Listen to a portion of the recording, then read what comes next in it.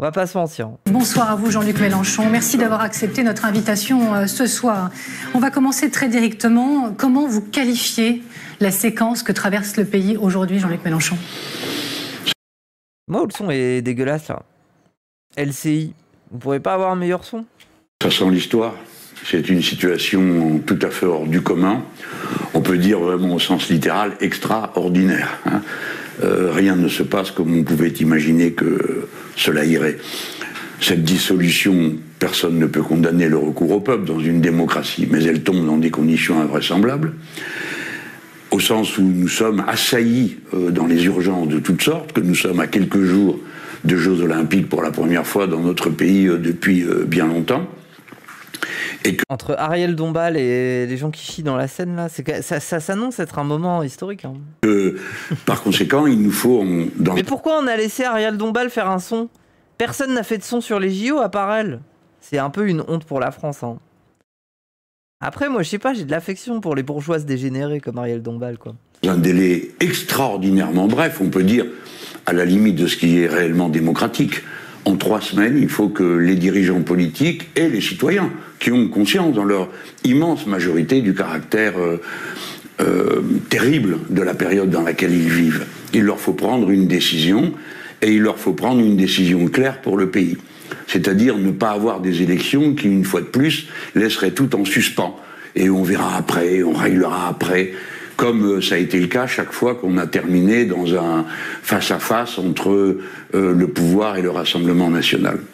Voilà pourquoi c'est si compliqué, et puis les gens sont assaillis de problèmes. Il faut quand même se rendre compte de la souffrance sociale sur le terrain. Alors tout ça fait que nous sommes appelés à nous comporter d'une manière sans doute différente, compte tenu de la gravité des choses. C'est-à-dire, différemment comment? Il faut y mettre... Il y aura le replay de vendredi? Bah oui. Plus de sérieux, moins de goût pour la chicaya et les disputes et les petites guerres. Il faut poser les enjeux en sachant à quel point beaucoup d'éléments nous échappent. Par exemple, nous sommes menacés de guerre, puisque les Français sont en ligne, en première ligne, sur à peu près tous les fronts où il y a aujourd'hui guerre ou risque de guerre. Il faut que nous sachions aussi comment nous allons... C'est vrai que Mélenchon, quand même, c'est l'un de ceux qui a un discours quand même vraiment crépusculaire. Hein. Des fois, ça me fait presque peur. Hein. Ça me fait presque peur, et j'ai presque peur que ça fasse peur à des gens, mais en même temps, moi, je suis désolé. Ce qui me fait bader, c'est qu'il est quand même visionnaire sur pas mal de trucs. Hein. Stratégiquement, il est quand même pas bête. Hein. Il voit les choses venir un peu à l'avance. Hein. Bon, alors, après, des fois, il peut se tromper.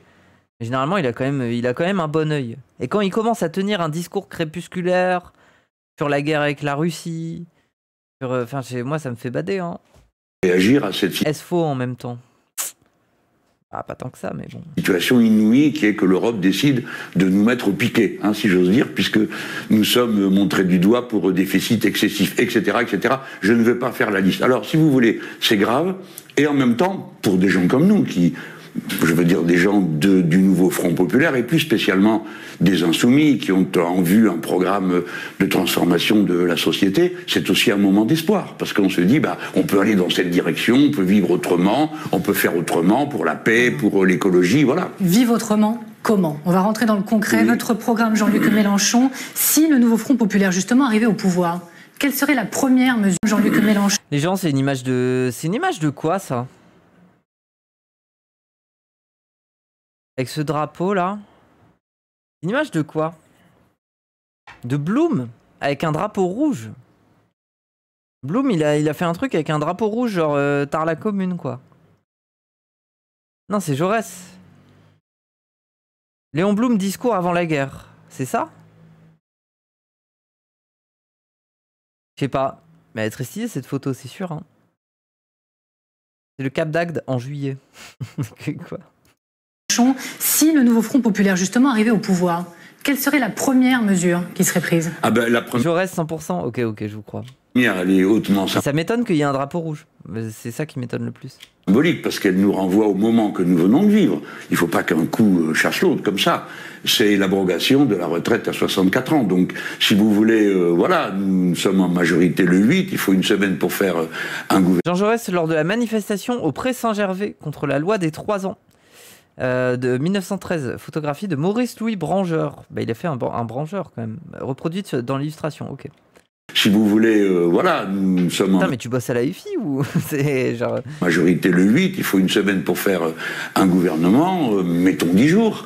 Et au bout de 10 jours, eh bien, tous les décrets de passage de la retraite à 64 ans sont annulés, nous revenons à la situation hantée, et on met en route, c'est-à-dire tous ceux qui ont 62 ans là, partent en retraite au mois de juillet. Alors, la promesse de la retraite à 60 ans, on va commencer par là, elle est comprise comme retraite à taux plein. Je vais vous demander si ce sera bien le cas, Jean-Luc Mélenchon, parce que ce qu'on comprend de votre programme, c'est que oui, si vous avez commencé à travailler à 24 ans, vous pourrez partir à 60 ans, mais pas à taux plein, avec une décote et potentiellement importante, dissuasive. Vous pouvez partir, mais avec une petite retraite. Est-ce que ça ressemble pas un peu à une fausse promesse? Vous savez très bien que certains vont le prendre Ouais, mais ça a toujours fonctionné comme ça, hein. Comme ça. Oui, ben, bien sûr, et surtout que la perfidie sera là pour les aider à penser de travers. Mais c'est pas ça qui compte. Ce qui Le compte, système de retraite a été fondé comme ça, genre... c'est le plan de marche. C'est pas perfide. Aucun autre candidat ne propose des mesures qui viendraient contrecarrer ça. Genre, enfin, je sais pas. Elle essaye. C'est bizarre un peu sa question. Elle veut le prendre par sa gauche sur la retraite. Le plan de marche est de revenir à une situation décente pour la retraite. Alors ça veut dire à la fois sur la question de l'âge, ça veut dire sur la question des annuités, et ça veut dire sur la question du niveau. Tout a été tellement saccagé et détruit qu'il n'est pas possible de tourner brusquement. Donc on est obligé de le faire par étapes. Par étapes, ça ne va pas durer l'éternité, mais on ne peut pas le faire en 24 heures ou on ne peut pas le faire par un vote dans la semaine qui suit. Déjà, passer de 64 ans à 62 ans, ça sera fait immédiatement. Ensuite, pour passer à 60 ans, tout le monde comprend qu'on ne peut pas appuyer sur l'accélérateur d'un coup. Donc l'idée, c'est qu'on augmente les cotisations qui contribuent à la retraite, les cotisations patronales et les cotisations employées, de 0,25 par an. Et ensuite, on va passer à la période où, normalement, les bénéfices de la relance de l'activité économique que prévoit notre programme, parce que nous injectons sur 5 ans, alors on va dire sur 2 ans pour qu'on tombe sur le chiffre sur lequel nous sommes tous d'accord, 150 milliards, qui ne sont pas, contrairement à ce que j'entends raconter, financés par la dette ou financés par l'impôt qui pèse sur le commun des mortels. Bah ouais, en fait, les gens, il n'y a plus de croissance en France. La croissance, elle va bientôt atteindre 0. Ce qu'il faut quand même comprendre, c'est que ni la croissance sous Macron, ni la croissance sous Bardella ne reprendra spécifiquement, hein. À la limite, il y aura peut-être un petit P et un petit début de croissance, mais en fait, tout sera tellement capté dans les mains des plus riches que il n'y aura pas de consommation. Les plus riches, quand ils ont de l'argent, ils les mettent dans des investissements, ils mettent ça sur des livrets, mais ils consomment pas. Alors que globalement, tu redistribues, tu commences... Enfin, t'as des pauvres qui ont de la thune, immédiatement, ils vont s'acheter le poste de TV qui leur manque, ils vont s'acheter le bout de viande qu'ils peuvent pas manger habituellement. Et du coup, ça fait travailler les gens, et du coup, ça fait augmenter la production. Et du coup, qui dit augmentation de production dit des nouvelles entreprises qui tentent de répondre à des besoins nouveaux. Ou alors plutôt à des gens, à des populations qui peuvent désormais s'acheter beaucoup plus facilement, je sais pas moi, des trucs de divertissement, des machins, et ça relance l'économie sur plein de plans. Désolé, mais le programme qui pourrait relancer le plus l'économie, c'est celui du NFP, hein. Il va être financé de 2 manières. D'abord, les revenus du capital qui ont été soulagés Ils d'absolument. vont aller au coiffeur. Bah ouais. Bah oui. Moi, je vous jure, hein. Moi, je sais pas, moi j'ai la thune d'un coup qui tombe comme ça, je sais pas, je vais faire une teinture, je me paye un petit luxe, quoi. Je peux me le payer. Absolument toute contrainte. Enfin, je dis ça, je pourrais, hein, en vrai. Bah, Je donne un exemple. Ils vont revenir à une situation plus normale. Ils vont eux aussi prendre leur part, comme le travail, au bien commun. Je prends une femme de ménage, perso. Ah, mais ça va, tu peux prendre un robot. Maintenant, il y a les robots, ils font l'aspirateur. Bientôt, ils feront tout. Tu peux prendre un robot, c'est bien ça. Alors ça veut dire que toutes sortes de recettes abusives qui ont été données en cadeau aux actionnaires, Par exemple 223 milliards d'aides soi-disant aux entreprises, dont on n'a pas retrouvé la trace dans l'économie. C'est-à-dire, on aurait dû retrouver, après ces cadeaux faits de toutes sortes, on aurait dû retrouver des milliards en investissement. Des machines qu'on achète, des usines de plus, rien de tout ça. Tout cet argent a disparu dans la sphère financière. Et par conséquent, il s'agit de ramener l'argent dans la production réelle, le bien-être réel, les choses que l'on fait réellement. Donc le capital va être mis à contribution et il va l'être assez lourdement il faut le dire. Mais je tiens à ce que tout le monde entende. Ce n'est pas l'impôt sur le revenu de 92% des Français qui... Je prendrais des seins perso et je les mettrais sur moi. Ah, en vrai, même moi, hein, peut-être. Hein. Vont payer ou moins ou la même chose qu'avant. Cela va peser... Pourquoi personne le banne? Parce qu'il n'y a pas de modérateur sur mon chat. Ah, ça m'énerve. J'ai déjà dit que mon chat, c'était une poubelle. Il y a plein de gens qui parlent et tout. Moi, quand je vois des messages un peu douteux, je les banne. Genre là, lui, hop. Allez. Oui, je dis à qui? Sur le sommet de la pyramide sociale. C'est à partir de quoi, le sommet de la pyramide sociale? Parce que nous, on comprend que c'est à partir de 4 000 € que les impôts commencent. Oui, c'est vrai. Alors, jusqu'à 4 000 €, personne ne paye plus par déclarant, hein, pas par famille. Personne ne paye plus ou au minimum paye la même chose. Bon. Ensuite, à partir de 4 000 €, le tarif va être progressif. Mais attendez. On est riche à partir de 4 000 €? Je ne sais pas si le mot convient. Ce que je sais, c'est comment on s'organise. Pour l'instant, écoutez bien, il y a 5 tranches. Bon, quand vous avez 5 tranches, il n'y a pas besoin d'être un aigle en fiscalité pour comprendre que tout pèse sur le milieu. Bah oui, surtout quand on allège à l'un des bouts. Donc, oui. Nous, ce que nous faisons, c'est... Oui, et d'ailleurs, vous ne faites pas avoir par le mensonge. Alors, les gens, vous allez peut-être me dire que c'est pas ça. Et j'aimerais bien que mais qu'on soit bien d'accord. Comment fonctionnent les tranches d'imposition? Quand vous gagnez, par exemple, si je gagne 1 200 € et que je suis pour l'instant pas imposé sur les 1 200 €. Ensuite, si je gagne 2 400 € et que j'ai une première tranche d'imposition, par exemple...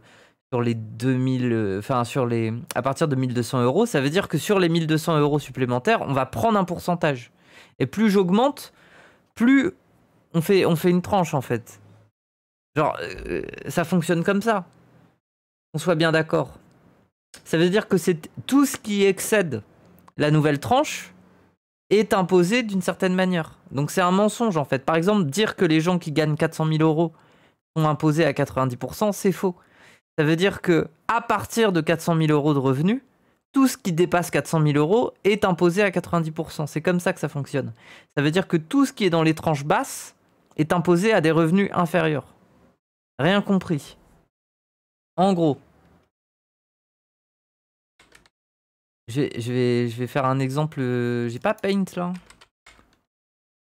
Vous comprenez la douille un peu. Bon, après, je vais le faire, mais sans forcément les chiffres du NFP. Mais regardez, par exemple, si je gagne... Merde, c'est de la merde, ça. Prendre un pinceau. Si je gagne 1 200 et que mon 1 200, il est à 0%, bah, je vais gagner 1 200, voilà. Par contre, si ici, il y a une première tranche d'imposition et qu'à partir de là, par exemple, j'ai 15% d'impôt, et bah ensuite, c'est tout ce qui va être, par exemple, jusqu'à 2500. Ça veut dire que si je gagne 2400, eh ben, j'ai 1200 qui sont assurés et sur lesquels il n'y aura pas d'imposition. Mais ensuite, j'aurai 1200 où il y aura 15% d'impôt dessus. Merci Falou. Donc 15%, je ne sais plus combien ça fait. Oui. Attends, 1200 moins 15%, ça fait qu'il y a 180, il y a moins 180 €. Et donc ça me donne 1080. Donc en fait, ce que je gagne vraiment, c'est 1200 plus 1080. Donc en fait, j'ai gagné 2280. Donc en fait, c'est pas 15% d'imposition sur tout ce que je gagne, c'est 15% d'imposition sur ce qui dépasse la marge ici. Vous comprenez ou pas? Et donc ensuite, palier par palier, c'est comme ça que ça fonctionne. Et c'est comme ça qu'on arrive à un palier où quand tu gagnes 400 000, tu as 90% d'imposition. Mais ça veut dire que derrière, tout ce qui est en dessous de 400 000 n'a pas été imposé autant que ce qui va être au-dessus de 400 000. Donc en fait, à la fin, vous avez quand même pas mal d'argent. Hein. Vous comprenez? Voilà, par exemple, c'est 15% uniquement sur la tranche 1200-1400. Voilà, bah, maintenant vous allez voir les chiffres que propose le NFP. C'est comme ça que ça fonctionne. Donc déjà, les gens vous mentent en fait. C'est pas à partir d'un certain seuil de revenus que vous êtes imposé exactement de la même manière sur les revenus. C'est à partir des tranches progressives d'augmentation du revenu. Tu payes différemment à chaque palier. Oui, c'est un peu compliqué, mais c'est comme ça que ça fonctionne. Voilà. C'est fou de devoir expliquer ça. Non, ça me paraît normal. En soi, c'est pas clair. Expliquer que ça fonctionne par tranche, c'est pas clair. Nous avons une plus grande progressivité. Et nous faisons 14 tranches. Voilà, pour calculer impôt France Insoumise. Attendez, on va faire ça. En vrai, c'est intéressant. Regardez. Votre salaire net mensuel. Par exemple, je gagne 15 000 euros. Non, 15 000 balles. Votre revenu appartient aux 0,5% les plus élevés. Vous contribuerez de 1 600 euros de plus par mois. Soit 10% de plus sur votre revenu. C'est pas énorme, hein. C'est pas énorme. Et alors, ça veut dire quoi? Ça veut dire que, du coup... votre imposition actuelle, impôt sur le revenu 54 000, CSG contribution à 21 000, total 75 000.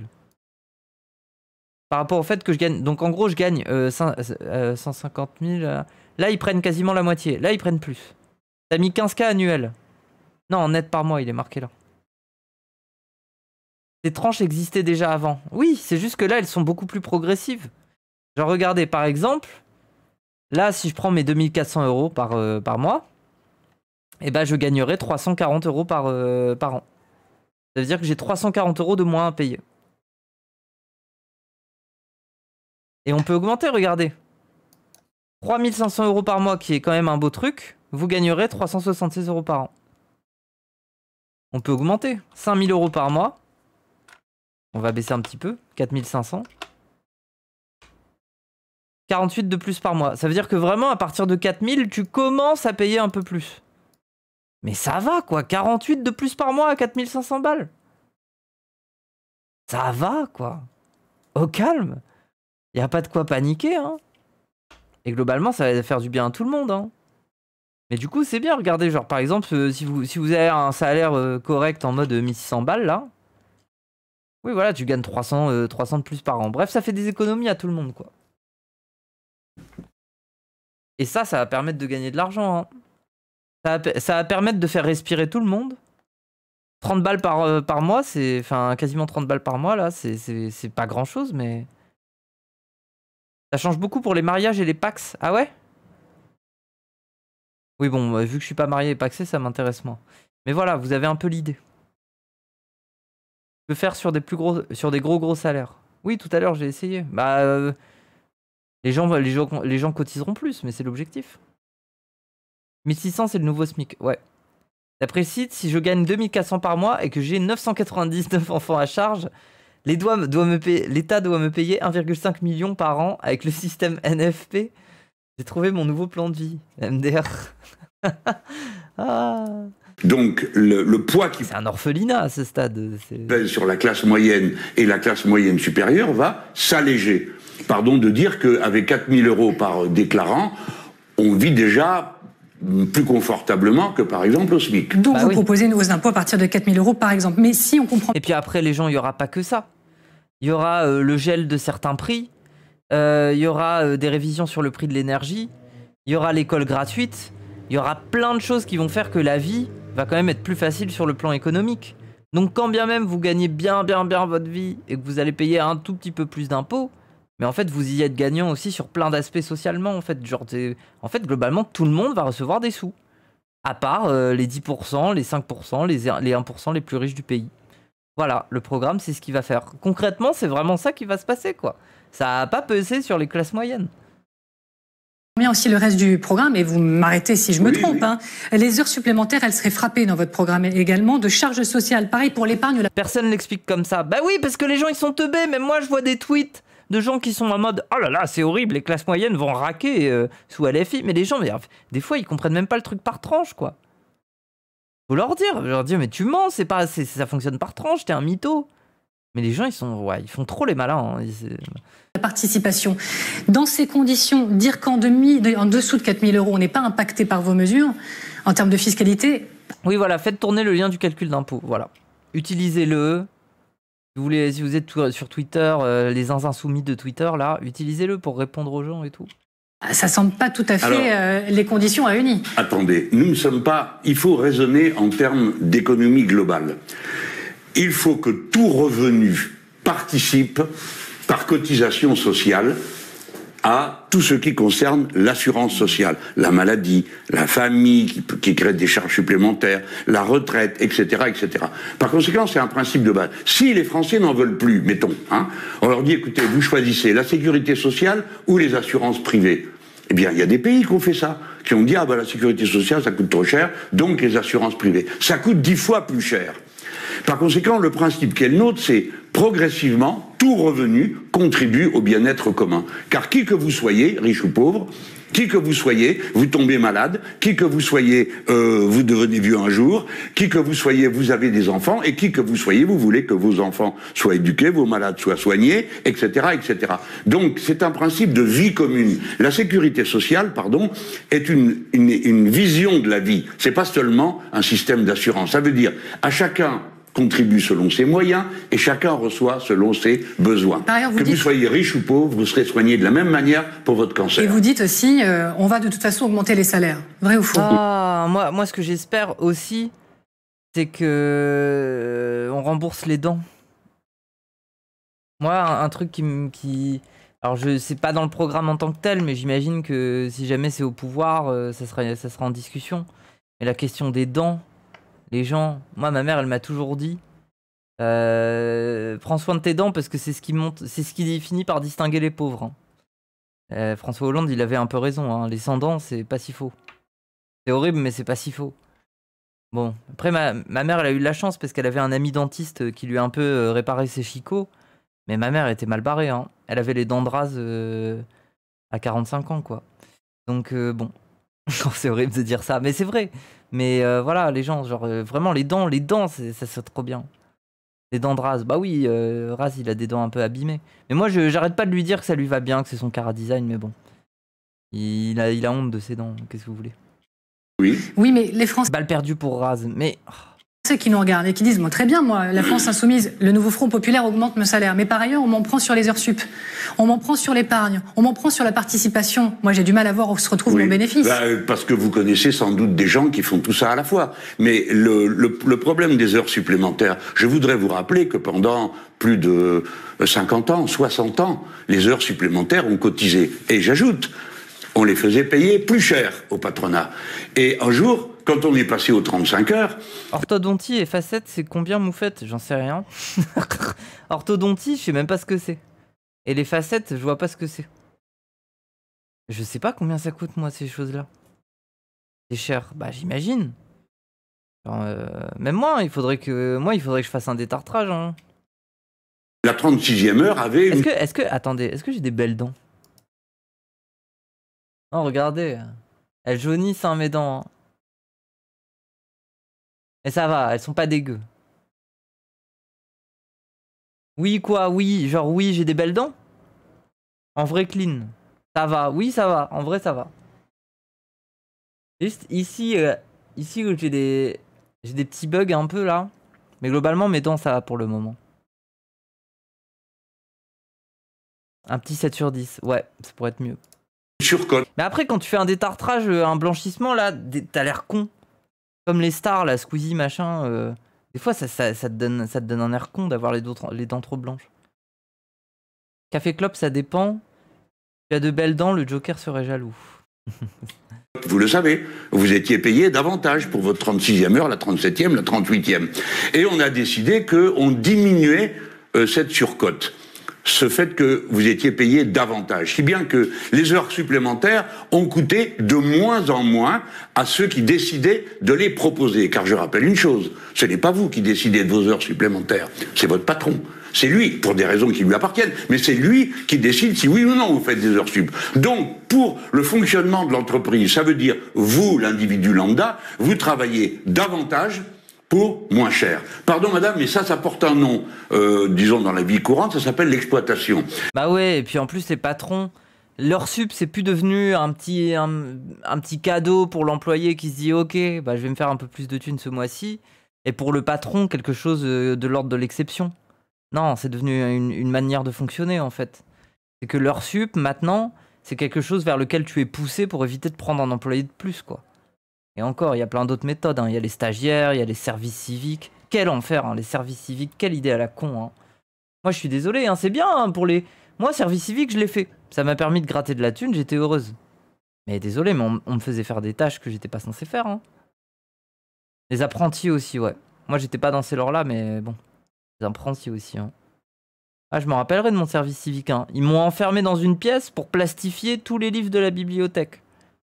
Après, c'était bien, j'avais mes écouteurs, j'écoutais des livres audio. Mais c'était un peu triste, hein. Passer 7 heures par jour à recouvrir des bouquins. C'était très manuel comme travail. C'était à la chaîne. Mais j'aimais bien. Je me sentais très aliéné parce que j'aimais ça. Mais du coup, j'ai écouté plein de livres audio. À l'époque, je me suis fait tous les Lovecraft en livre audio. Là, ça s'appelle peut-être autrement, mais ça en est. Et je me suis écouté... Non, j'ai écouté 1984 aussi de Orwell. Et j'ai écouté... je me suis fait aussi Les Misérables de Victor Hugo, je me rappelle. Il faut que les heures supplémentaires coûtent. Pourquoi ? Eh bien, tout simplement, plutôt que pour avoir recours aux heures supplémentaires, on crée des emplois supplémentaires. C'est toujours la même chose. Il faut travailler moins pour qu'on travaille tous et qu'on travaille mieux. Il faut qu'on s'arrête sur l'autre mesure qui est, on va le dire, quand même fortement critiquée par... Combien de temps ? Mon service civique, c'était 8 mois. Ça a duré 8 mois. Mais après, je crache pas dessus, hein, parce que les gens... Je venais d'être viré de mon établissement parce que j'étais dépressive. J'étais en début de transition. J'avais aucun revenu. J'étais dans des strates obscures de me demander si j'allais pas finir par faire pute. Donc sincèrement, le service civique était bienvenu, hein. Mais c'est pas pour autant que politiquement, du point de vue macro, c'est pas de la merde, hein. Que combien de fois un service civique tu le prends pour aller lui faire des tâches qu'il est pas censé faire. Merci Valonia. C'est très grave, hein. Moi je vois des services civiques, des fois ils sont même pas encadrés, hein. On s'en sert comme boutiquier. C'est eux qui ouvrent la boutique, c'est eux qui la ferment, hein. C'est pas censé être leur taf, hein. Pas à ce prix-là, hein. C'est de l'esclavage, hein. Bon après non, faut doser sur le truc d'esclavage. Mais bon. Si tu cotises pour rien, bah oui. Par les adversaires de la gauche, c'est l'augmentation du SMIC à 1600 € net. 8 mois à plastifier, relou. Non, non, parce qu'en fait, on m'a placardisé. Les gens, moi je travaillais en bibliothèque et au début, je travaillais à l'accueil. Et à l'accueil, je me débrouillais bien. J'étais loquace, j'accueillais les gens, je discutais avec eux. Mais il y a un truc qui a rendu folle la manager, c'est que je dessinais en même temps. C'est-à-dire que j'avais une feuille de papier et quand il y avait personne qui venait me parler et que j'avais rien à faire, bah je dessinais sur ma feuille de papier. Et des fois, les gens, ils rentraient et je dessinais et je leur parlais de mes dessins et ils regardaient ce que je faisais. Ils étaient en mode « Ah, c'est joli, vous dessinez, on peut voir et tout ça. » Sauf que ma manageuse, quand elle a vu ça, elle est partie du principe que ça faisait que je travaillais pas. Alors que je travaillais, elle avait pas observé comment je travaillais. Elle est juste partie du principe que vu que je dessinais et que j'avais rempli une feuille de dessin, c'est que je faisais ça au lieu de bosser. C'est horrible, hein. Et du coup, elle m'a placardisé, elle m'a fait recouvrir tous les bouquins de la bibliothèque. Du coup, je dessinais pas, mais j'écoutais des livres audio, quoi. Accusés par le gouvernement, les patrons aussi, de représenter un danger pour l'emploi. Oui, les clients, ils étaient contents. Bah, du coup, ils m'identifiaient. Quand ils revenaient, ils étaient en mode « Ah, c'est celle qui dessine. » Ouais. Dans les entreprises. Et quand on parle de patrons, là, on parle pas que des grands patrons, Jean-Luc. T'es heureuse, c'est pas normal. De quoi ? De recouvrir des bouquins ? Bah, c'est de l'aliénation, les gens, c'est comme ça, hein. Les gens, ils peuvent aimer leur taf, hein. Ils peuvent aimer être aliénés, hein. Mélenchon. Vous êtes... Comme la vaisselle. Genre, par exemple, moi, j'aime bien faire la vaisselle. Parce que quand je fais la vaisselle, ça me fait faire un truc mécanique. Je pense à rien. Ça me fait... Je sais pas, ça m'occupe. C'est l'aliénation, c'est ça. Vous avez certainement entendu des témoignages en radio, en télé, d'entrepreneurs... T'es heureux, c'est pas normal. Non, de dessiner, oui, bah oui, c'est ça. Genre, je suis pas un robot. Du coup, ça lui plaisait pas, quoi.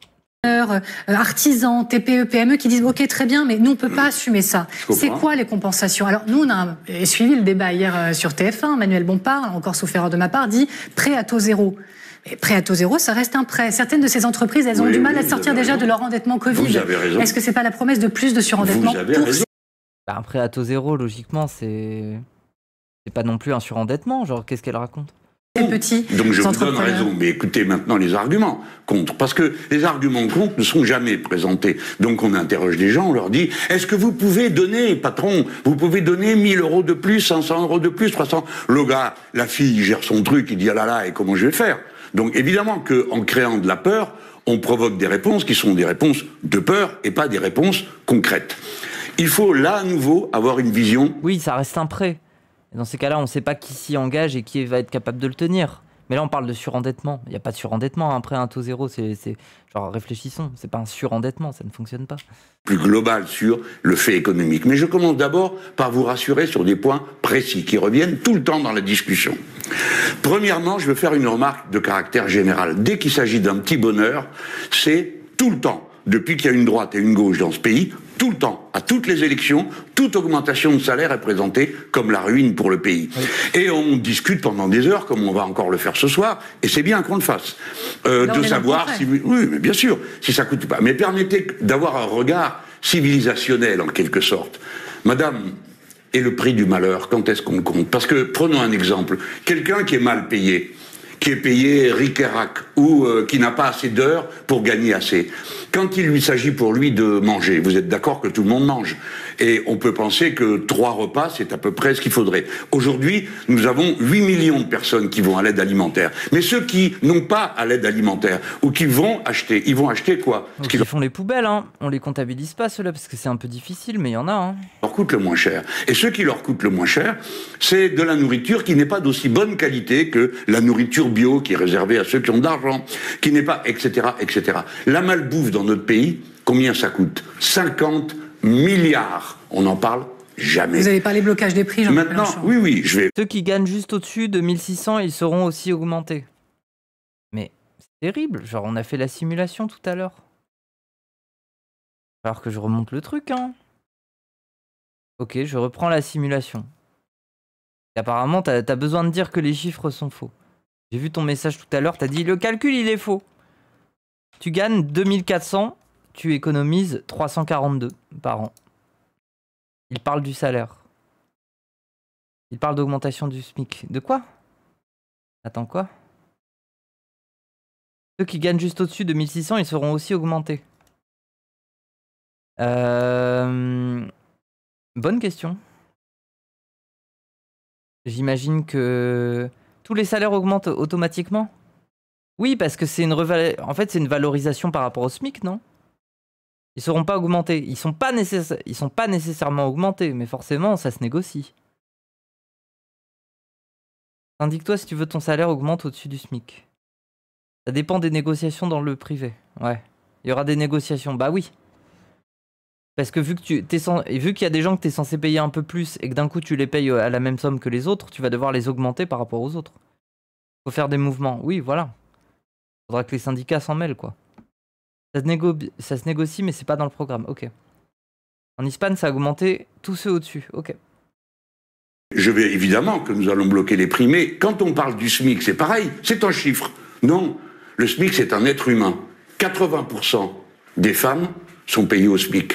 80% des SMICards sont des femmes. Autrement dit, le SMIC, c'est le salaire des femmes dans ce pays. Donc, si vous considérez que c'est... Il est bien son argument, il le sort souvent en ce moment. Très bon argument. Faire un pont avec le féminisme. Puis en plus, c'est un féminisme concret, quoi. C'est un féminisme à la Delphi, un petit peu. Ça plaît, hein. Ça marche très très bien. On s'en fout de l'argent, bande de gros porcs. Vous êtes tous à faire 100 kilos avec votre graisse qui dépasse pendant que les gens meurent bombardés par un régime de mort.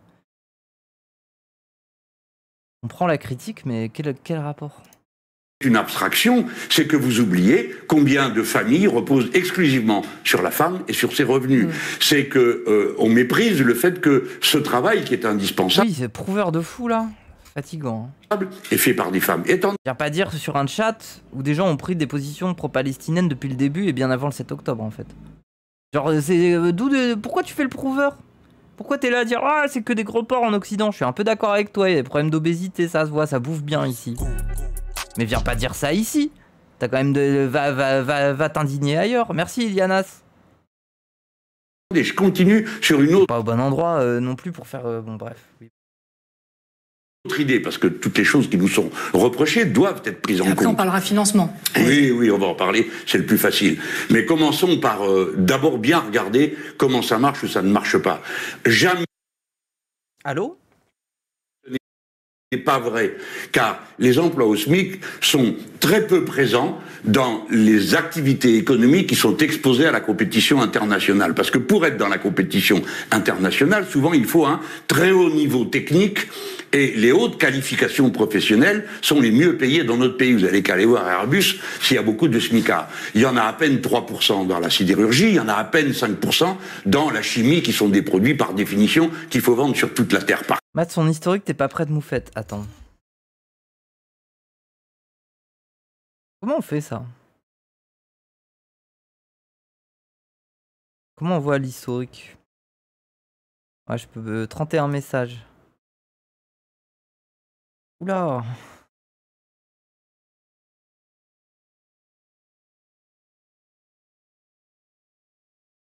Ok.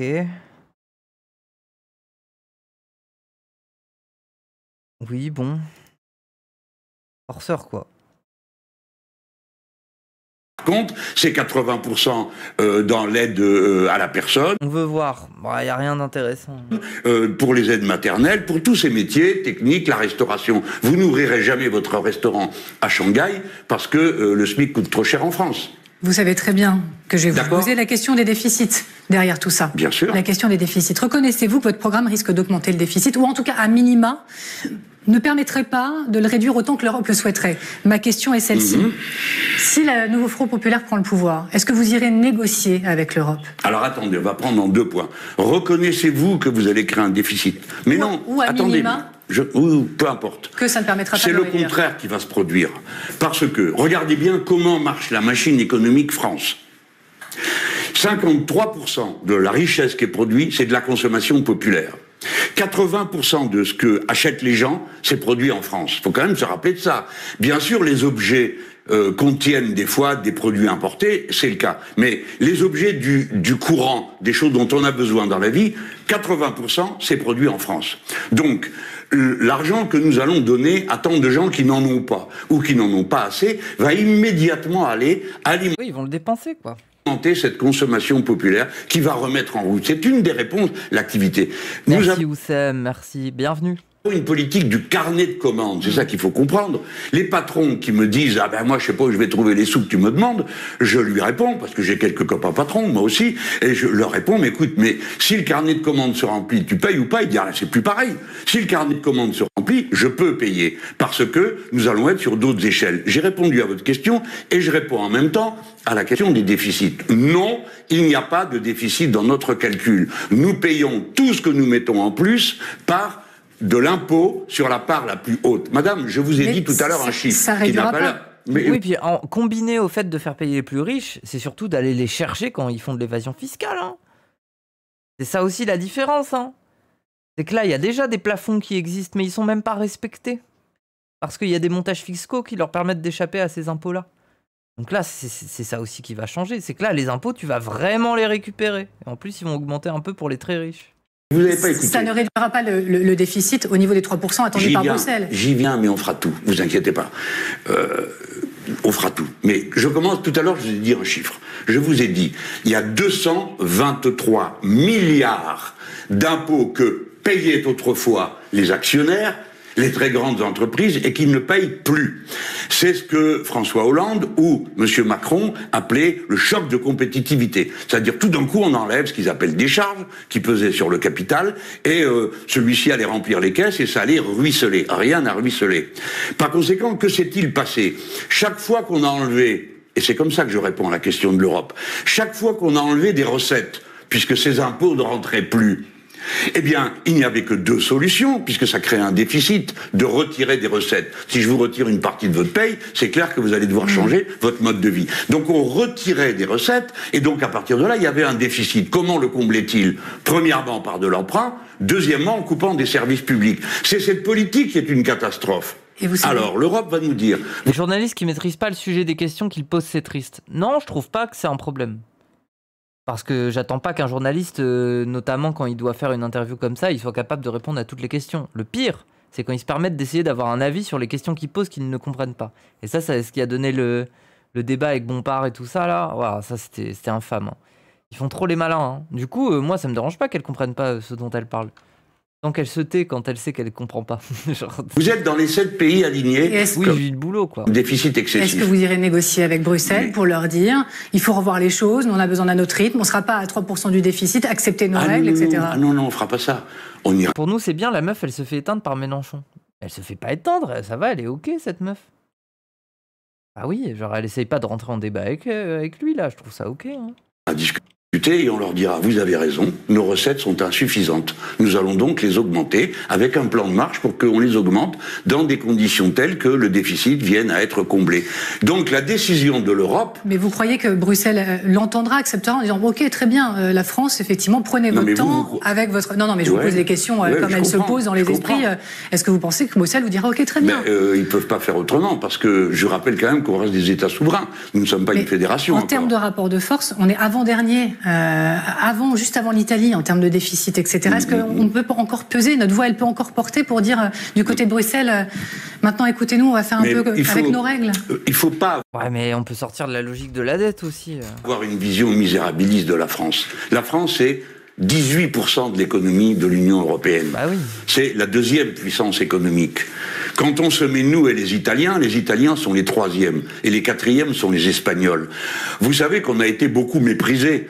On nous appelait le Club Med à un moment donné. Madame Merkel avait eu cette expression terrifiante avant de dire des horreurs du genre nous n'avons pas à travailler pour payer les retraites des Portugais. Bien, on leur a jamais demandé de travailler à notre place et nous sommes capables de vivre sans l'aide de personne.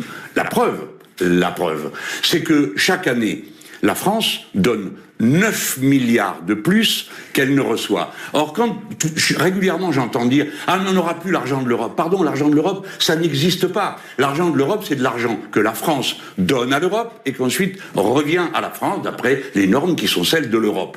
Nous donnons 9 milliards de plus que nous recevons. Nous pourrions dire à l'Europe « Écoutez, on est d'accord que les plus riches payent plus que ceux qui ont moins. Pourquoi pas ?» Mais là, attends, les 9 milliards, là, ils parlent de quoi? Parce que c'est un chiffre que j'ai déjà entendu, mais c'était à propos de l'aide à l'agriculture, c'est ça, non? on a besoin d'une pause. Regardez bien, 9 milliards par an, multiplié par les 2 années qui viennent, ça fait 18 milliards. Ça va déjà mieux, non? Vous avez eu cette phrase, vous avez dit on n'a pas besoin des autres pour... Oui, c'est la PAC, c'est ça. Hein. On est d'accord que c'est lié à la PAC. Il faut qu'on le comprenne. Contributeur net à l'Europe. Vous avez dit ça là à l'instant, de l'Europe en tout cas. Non, mais quel sera votre rapport à l'Europe quel serait votre rapport à l'Europe si le nouveau Front populaire arrivait au pouvoir? Et surtout dans un contexte qui est historique et particulier avec le retour de la guerre sur le continent européen. Alors commençons par le rapport à l'Europe et tout de suite chasser des démons qui n'existent pas. Il y a d'autres trucs genre Frontex, putain on paye pour ça. Hein. Il n'est pas prévu dans notre programme, ni pour 2 ans, ni pour 3 ans, ni pour 5 ans, de sortir de la monnaie commune. Article 1. Deuxièmement, on ne voit pas pourquoi, nous qui sommes partisans de la coopération internationale, on serait contre la coopération avancée qui existe en Europe. Il est certain qu'un certain nombre de règles en Europe sont absurdes ou contre-performantes. Et nous les ferons discuter. Mais c'est pas ce qui s'est produit jusqu'à présent. Les gouvernements français couraient devant parce qu'ils pensaient, ils avaient un modèle économique en tête qui est en gros porté par les textes fondamentaux de l'Union européenne. Concurrence libre et non faussée. Ouverture du marché, ou à grande ouverture sur le marché mondial. Toutes ces choses ne sont plus possibles. Les Américains y ont renoncé. Monsieur Sullivan, qui est un des dirigeants américains actuels, a dit c'est fini la période où baisser les droits de douane et interdire les subventions était notre politique. Ce sont les Américains eux-mêmes qui le disent. Alors Madame von der Leyen, qui ne comprend pas les choses aussi vite qu'il faudrait qu'elle les comprenne, a pris la politique des Nord-Américains qui consiste à subventionner leur industrie comme... Bah surtout Trump, hein. Si Trump il revient au pouvoir, hein, ce qui est potentiellement le cas. En même temps, Biden il a fait n'importe quoi, hein, notamment sur la question ukrainienne et palestinienne. Avec Trump, c'est une politique isolationniste. Hein. Ils vont revenir une fois de plus à ça. Hein.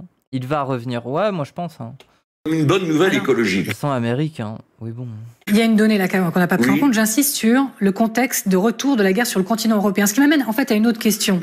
J'ai pas fini alors donc on peut d'abord répondre à la guerre. Alors allez-y. Donc on est dans un contexte de retour de la guerre. Mais j'allais vous poser la question justement de la défense. Vous voyez. Oui bon allez-y. Mais ce que d'abord je veux vous dire, c'est n'imaginons pas des conflits que nous n'aurons pas besoin de mener.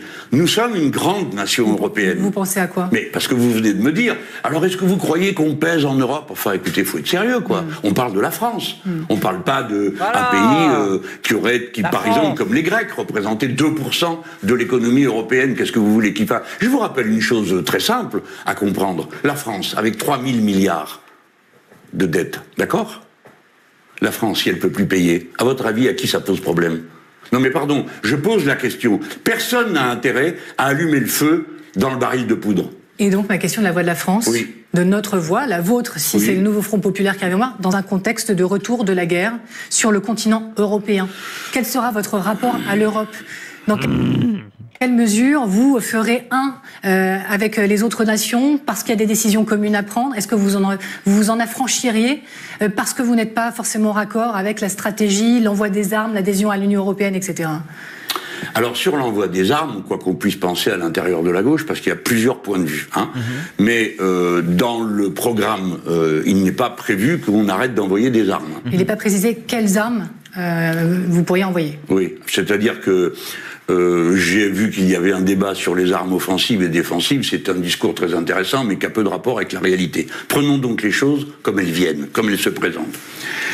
La guerre en Europe, en Ukraine, est une guerre où l'Ukraine a raison et la Russie a tort. C'est la Russie qui a envahi l'Ukraine. Par conséquent, notre devoir, nous, Français spécialement, qui avons été envahis 4 fois par notre voisin en un siècle, nous ne pouvons pas accepter que les différends, quels qu'ils soient, soient réglés par des méthodes qui consistent à passer la frontière avec des armes. Voilà, on ne peut pas être d'accord. Donc, nous, Français, ex-envahis à multi-reprises... Vous n'êtes pas d'accord entre vous, d'ailleurs? Oui. Au sein du nouveau Front populaire, sur les limites des frappes en Russie. Ah non, mais attendez, une seconde, prenons les choses dans l'ordre. Donc d'abord, l'Ukraine a le droit et le devoir de se défendre. Et naturellement, il n'y a aucun désaccord entre nous sur cette question. Maintenant, il y a une deuxième question. Car il est facile, sur un plateau ou en chambre, d'imaginer des stratégies. Les Français sont en première ligne sur tous les champs de guerre actuels. Nous avons 2000 militaires français en première ligne, qui sont en Roumanie, qui sont en Pologne, qui sont en Lituanie, etc., etc.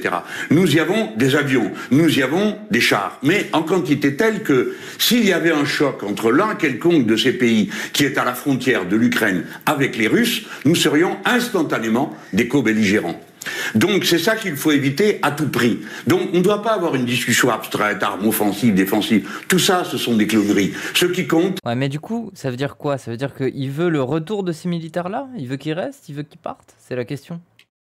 C'est est-ce que nous ne voulons pas de la guerre avec la Russie ou pas? Car la Russie est un pays sérieux. Et il est dirigé par quelqu'un qui prend au sérieux ce qu'on lui dit. Quand M. Macron... Alors non, Jean-Luc, ils ne sont pas en première ligne, c'est les soldats ukrainiens qui sont en première ligne. Non, mais ce qu'il veut dire, c'est que dès que la Russie ferait un pas en avant vers l'invasion d'un autre pays ou d'une zone annexe, ces militaires-là seraient immédiatement engagés dans la riposte et dans la bataille, puisqu'ils sont sur place, en fait, ne serait-ce que pour se défendre eux, mais aussi pour défendre pour la mission qui leur est attitrée, quoi. Enfin bref. J'imagine que c'est ça qu'il veut dire, quoi, oui.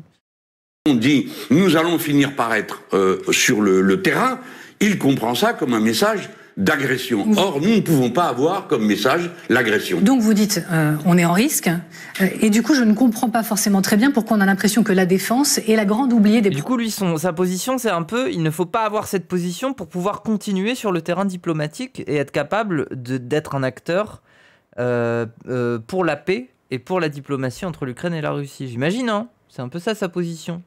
Du coup, il faut le retrait de ces troupes-là pour pouvoir jouer la carte diplomatique. Ok. Programme du Rassemblement national, de la majorité du campagne présidentielle, ou même du nouveau Front populaire. Est-ce qu'il ne faudrait pas mettre plus de place, donner plus... Je pense encore à son idée de grande conférence pour la paix en Europe. Balkan incluse. Plus de place, donner un budget pour la défense plus fort. Pas du tout. Bah, il est pas clair, en fait, il dit pas non plus, genre...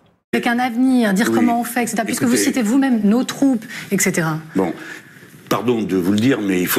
La vraie position, c'est de dire, vous êtes des débiles, vous comprenez pas les relations internationales, je continuerai d'envoyer des armes, mais je le dirai pas comme font tous les États. Oui, bref, t'as pas répondu à ma question, quoi. Tu peux pas fournir d'armes et œuvrer pour la paix en même temps, c'est pas audible. Oui, ça, je le comprends. Et surtout, on a des soldats dans les frontières, donc dosons sur les menaces d'envoyer des hommes. Oui. Il parle pas de les retirer, il rappelle que si ça dérape encore un peu plus, c'est des soldats français qui meurent, oui. Suivre l'actualité quand même. Il y a eu un débat, non mais je suis obligé de vous le dire, parce que vous me dites, est-ce qu'il faudrait plus? Apparemment, vous n'avez pas l'air informé du fait qu'il y a beaucoup plus. Et avant tout, car en France, on a une politique claire si les militaires français sont attaqués, on apporte doctrine d'envoyer l'armée directe pour riposter. Oui, voilà, ça serait une escalade, en fait. Ce dont il a peur, c'est l'escalade. Que souhaiterait Poutine, qui serait en sa défaveur, hein, parce que Poutine n'a pas les moyens de réagir, mais ça permet de déstabiliser un peu l'ordre du monde, en quelque sorte. Bref. De se faire des nouveaux alliés, genre bref.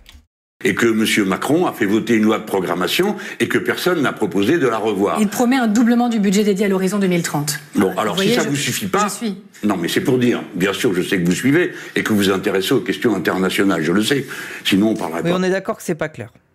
On est d'accord que... Moi, sur la position ukrainienne, russe et tout ça... Le vieux, j'ai jamais non plus... Je comprends son truc de conférence sur la paix, de diplomatie.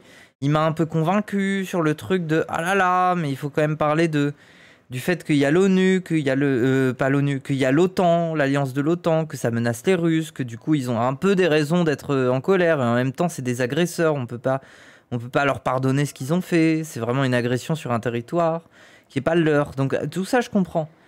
Mais j'ai pas non plus compris ce qu'il veut. À part la diplomatie, au niveau des manœuvres militaires, je vois pas ce qu'il souhaite. Mais bon, donc... Il souhaite pas la guerre, en fait, tout simplement. Donc j'imagine qu'il a pas envie de faire de manœuvres tout court, quoi. Il se décrit comme un pacifiste. Dans ses meetings, il arrête pas de dire non à la guerre, non à la guerre. Il faut le répéter, non à la guerre. Donc j'imagine c'est jouons full la diplomatie et puis n'allons même pas envisager un terrain hostile avec des militaires, quoi. Tout ça est prévu. Et voilà, il veut pas rentrer dans le jeu. Moi, j'ai de forts doutes sur le contenu de cette programmation et sur qu'est-ce qu'une armée au XXIe siècle. Qu'est-ce qu'une armée qui, si vous voulez qu'on parle des questions... Après, pour ne pas vouloir la guerre, dans ce contexte, il faut sacrément tortiller du cul. Bah, moi, je veux dire, face à la Russie, face à des pays tous dotés d'une arme nucléaire, désolé, mais j'ai pas trop envie d'avoir la guerre. Hein. Je suis un peu d'accord. Hein. Je peux s'en passer. Défense, qui sont un de mes sujets favoris, quelle est la place du spatial là-dedans? Tout le monde sait que la partie se joue en grande partie Oh, l'espace! Dans la relation entre le spatial et le terrestre, parce que c'est toute l'organisation du renseignement et des communications. Tout le monde sait qu'une partie va se jouer dans la mer, parce que tous les câbles qui nous relient les uns aux autres sont des structures qualifiées par l'Europe elle-même de stratégiques. Par conséquent, c'est un autre débat, mais le contenu de la loi de programmation militaire, à mon avis, doit être reconsidéré. Quant aux moyens militaires dont la France dispose, il faut savoir qu'ils ne sont pas aussi importants qu'on pourrait le croire. Et que par conséquent, faire le saut qui nous mettrait au niveau de qui? De quoi? Pourquoi faire? Faire la guerre à qui? J'ai toujours dit, quand on parle d'une Europe de la défense, parce que vous avez vu comment on est passé de l'Europe c'est la paix à l'Europe de la défense, et maintenant nous en sommes à l'Europe de la guerre. On est passé comme ça, d'un sujet à l'autre, sans qu'il y ait de débat jamais. À qui prévoyons-nous de faire la guerre? Et donc, au niveau de quel adversaire devons-nous nous mettre? Ça fait peur parce qu'au TAF, il y a tous les pays qui se réarment. Il y a des commandes jusqu'à 2050. Ah ouais. Ça, c'est la question numéro 1. Et votre réponse à ça? Personnellement, pour l'instant, comme on est là, je m'occupe d'une chose, la sécurité de la France. Comme tout le monde d'ailleurs. D'ailleurs, tout le monde fait des grandes phrases, mais la vérité à la fin, c'est que tout le monde compte sur la dissuasion nucléaire, sachant que pour nous les Français, non mais je veux qu'on m'entende, pour nous les Français, la dissuasion c'est une arme posthume. Vous savez qu'au riposte, si nos intérêts vitaux sont mis en cause. Nous sommes un pays dont la surface n'est pas celle, pour prendre l'exemple de la Russie est étalée sur 11 fuseaux horaires. Par rapport à... C'est une dinguerie quand même, hein. Quel pays, hein. C'est immense. Genre, il y a combien de différences entre l'Est et l'Ouest, par exemple? À 11 fuseaux horaires, nous qui sommes sur même pas un, il est clair qu'on voit l'étendue du territoire qui montre quel est l'impact d'une guerre nucléaire. Pardon, mais c'est de ça dont on parle, madame. D'une guerre nucléaire. Alors, voilà pourquoi je n'en veux pas. La France aussi, avec l'outre-mer. Les colonies, oui. Tout ce dont on vient de parler, il faut encore pouvoir avoir les mains libres pour pouvoir l'appliquer. J'en viens au point suivant. Il y a plein de zones non habitées. Ouais, mais du coup, ça veut dire beaucoup plus de ressources en cas de guerre, beaucoup plus de ressources d'extraction. Oui, bon. Je reviens à cette question. Si le nouveau Front populaire obtient une majorité, je dis bien relative, majorité relative, que faites-vous le 8 juillet au matin? Vous savez qu'on entend toute la journée, de plus en plus, le pays sera, quoi qu'il en soit, ingouvernable. Vous faites comment pour avancer? Est-ce que vous gouvernez à coup de 49-3, par exemple? Ou est-ce qu'on fait une dictature? Pourquoi pas, pendant que vous en êtes aux hypothèses? Pourquoi ferions-nous le contraire de ce qui nous motive? Le 49.3, ça a été un reproche qui a été fait à la majorité. Je vais vous décevoir, on va prendre la question par un autre bout. Je n'ai pas l'intention de faire de la politique fiction. Le 8 au matin, nous verrons. Et en fonction de la situation, nous nous adapterons, sachant que nous, on a une ligne de marche. Nous voulons changer la donne dans notre pays. Nous ne sommes pas là pour faire des combinazioni, des arrangements et des choses comme ça. Ce pays sera gouvernable si les Français savent ce qu'ils veulent. Et à la fin, il faut que tous se disent qu'on a les gouvernants qu'on mérite. C'est-à-dire que les Français doivent s'interroger très profondément, à se demander qu'est-ce qui est bon pour la patrie, à ce moment-là. Et si vous n'êtes pas entièrement convaincu d'une chose, alors faites... Pourquoi Guillermo banni? Parce que c'est Twitch, c'est pas moi qui choisis. Une autre. Mais il ne faut pas infantiliser le peuple français. Le peuple français, il réfléchit, il regarde, il comprend. Et vous voyez, là, nous venons de parler de la guerre. Je suis heureux d'avoir pu le faire, mais nous n'avons pu parler que de l'Ukraine. Nous avons, en ce moment, l'armée de M. Netanyahou se prépare à intervenir au Liban. Ah ouais, ça pue, putain. L'armée de M. Netanyahou entrera par le sud du Liban. Je demande qu'on respecte la frontière du Liban. De l'autre côté de la frontière, les Français sont en première ligne. Il y a 700 casques bleus. Que se passe-t-il si, pour une raison ou pour une autre, les Français sous casque bleu se trouvent être pris dans les combats? Vous savez que du temps du président Mitterrand, après qu'on ait eu un attentat dans le site où se trouvaient nos militaires, nous avons perdu 50 de nos compatriotes dans cette affaire, nous avons riposté. Vous savez que M. Chirac avait dit que dorénavant, même avec un casque bleu, on ne touche pas un Français, surtout s'il a un casque bleu. Je prends l'exemple du Liban et je vais vous montrer, en disant ça, pourquoi nous avons intérêt au cessez-le-feu à Gaza. Parce que si on cesse le feu à Gaza, la guerre cesse de se propager. Et on fait ce qu'il faudra faire à un moment ou à un autre. Tout le monde discute. J'ai pris l'exemple de ça et je veux absolument pas qu'on finisse notre entretien sans que j'ai pu... On a encore du temps. Oui, lancer l'alerte à propos de la guerre.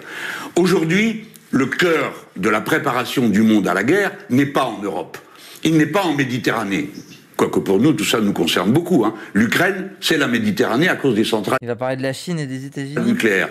Gaza, le Liban, c'est la Méditerranée parce qu'il se trouve directement sur le bord. Nous sommes 500 millions. Mais je veux attirer l'attention de tous ceux qui nous écoutent. En ce moment, le cœur du monde, là où est 50% de la population mondiale, 60% de l'économie mondiale, c'est l'espace Asie-Pacifique. Alors... La France, pardon, je termine, est en première ligne. Ce n'est pas quelque chose de lointain. Nous y avons la Polynésie, nous y avons la Calédonie, nous y avons Mayotte, nous y avons la Réunion. C'est-à-dire que les Français, une fois de plus, sont en première ligne. Jean-Luc Mélenchon, si le nouveau Front populaire arrive au pouvoir, il y a quand même un président qui est là. Oui. Il y a quand même Emmanuel Macron, qui ne partage pas forcément toutes les positions que vous venez d'évoquer ici lors de cette émission. Oui. Vous faites, c'est comment, ça se passe comment la cohabitation? Oh là là, elle n'a pas voulu le laisser aller sur son sujet, hein. Elle a dit vous pouvez parler de Macron là, s'il vous plaît. Est-ce que c'est une cohabitation? Oui, c'est ce que c'est une cohabitation. C'est dommage, il était dans la zone là, il me faisait un cours, j'étais heureuse moi. De combat. Est-ce que c'est une cohabitation de tension permanente? Je crois, moi, que l'intérêt, c'est que ça ne soit pas la tension permanente. L'intérêt du pays. À un moment donné, on a aussi des intérêts communs. Et puis, je veux dire tous, autant qu'on est français. Bon. Deuxièmement, la Constitution distribue les pouvoirs. Et elle donne le fin mot sur tous les sujets à l'Assemblée nationale. Même sur les questions de défense, puisque nous venons de les évoquer. Le président de la République est le chef des armées, mais il n'est écrit nulle part que c'est le chef des armées qui décide de ce qu'on fait des armées. Non, c'est l'Assemblée. Et là, c'est pas assez.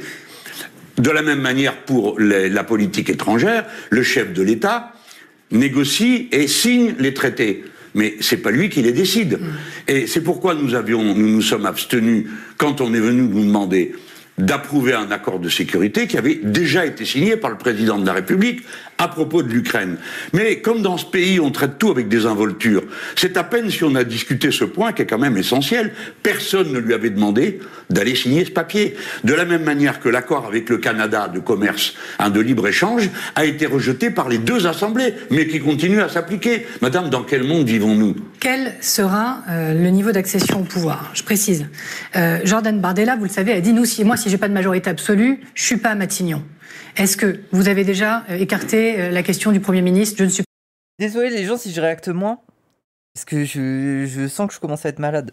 Donc voilà, je vais finir mon stream au calme, mais... Pas candidat, c'est pas ma question. Le nouveau Front populaire... Mais vous me la posez. Non, pas Covid, j'ai un gros ballonnement.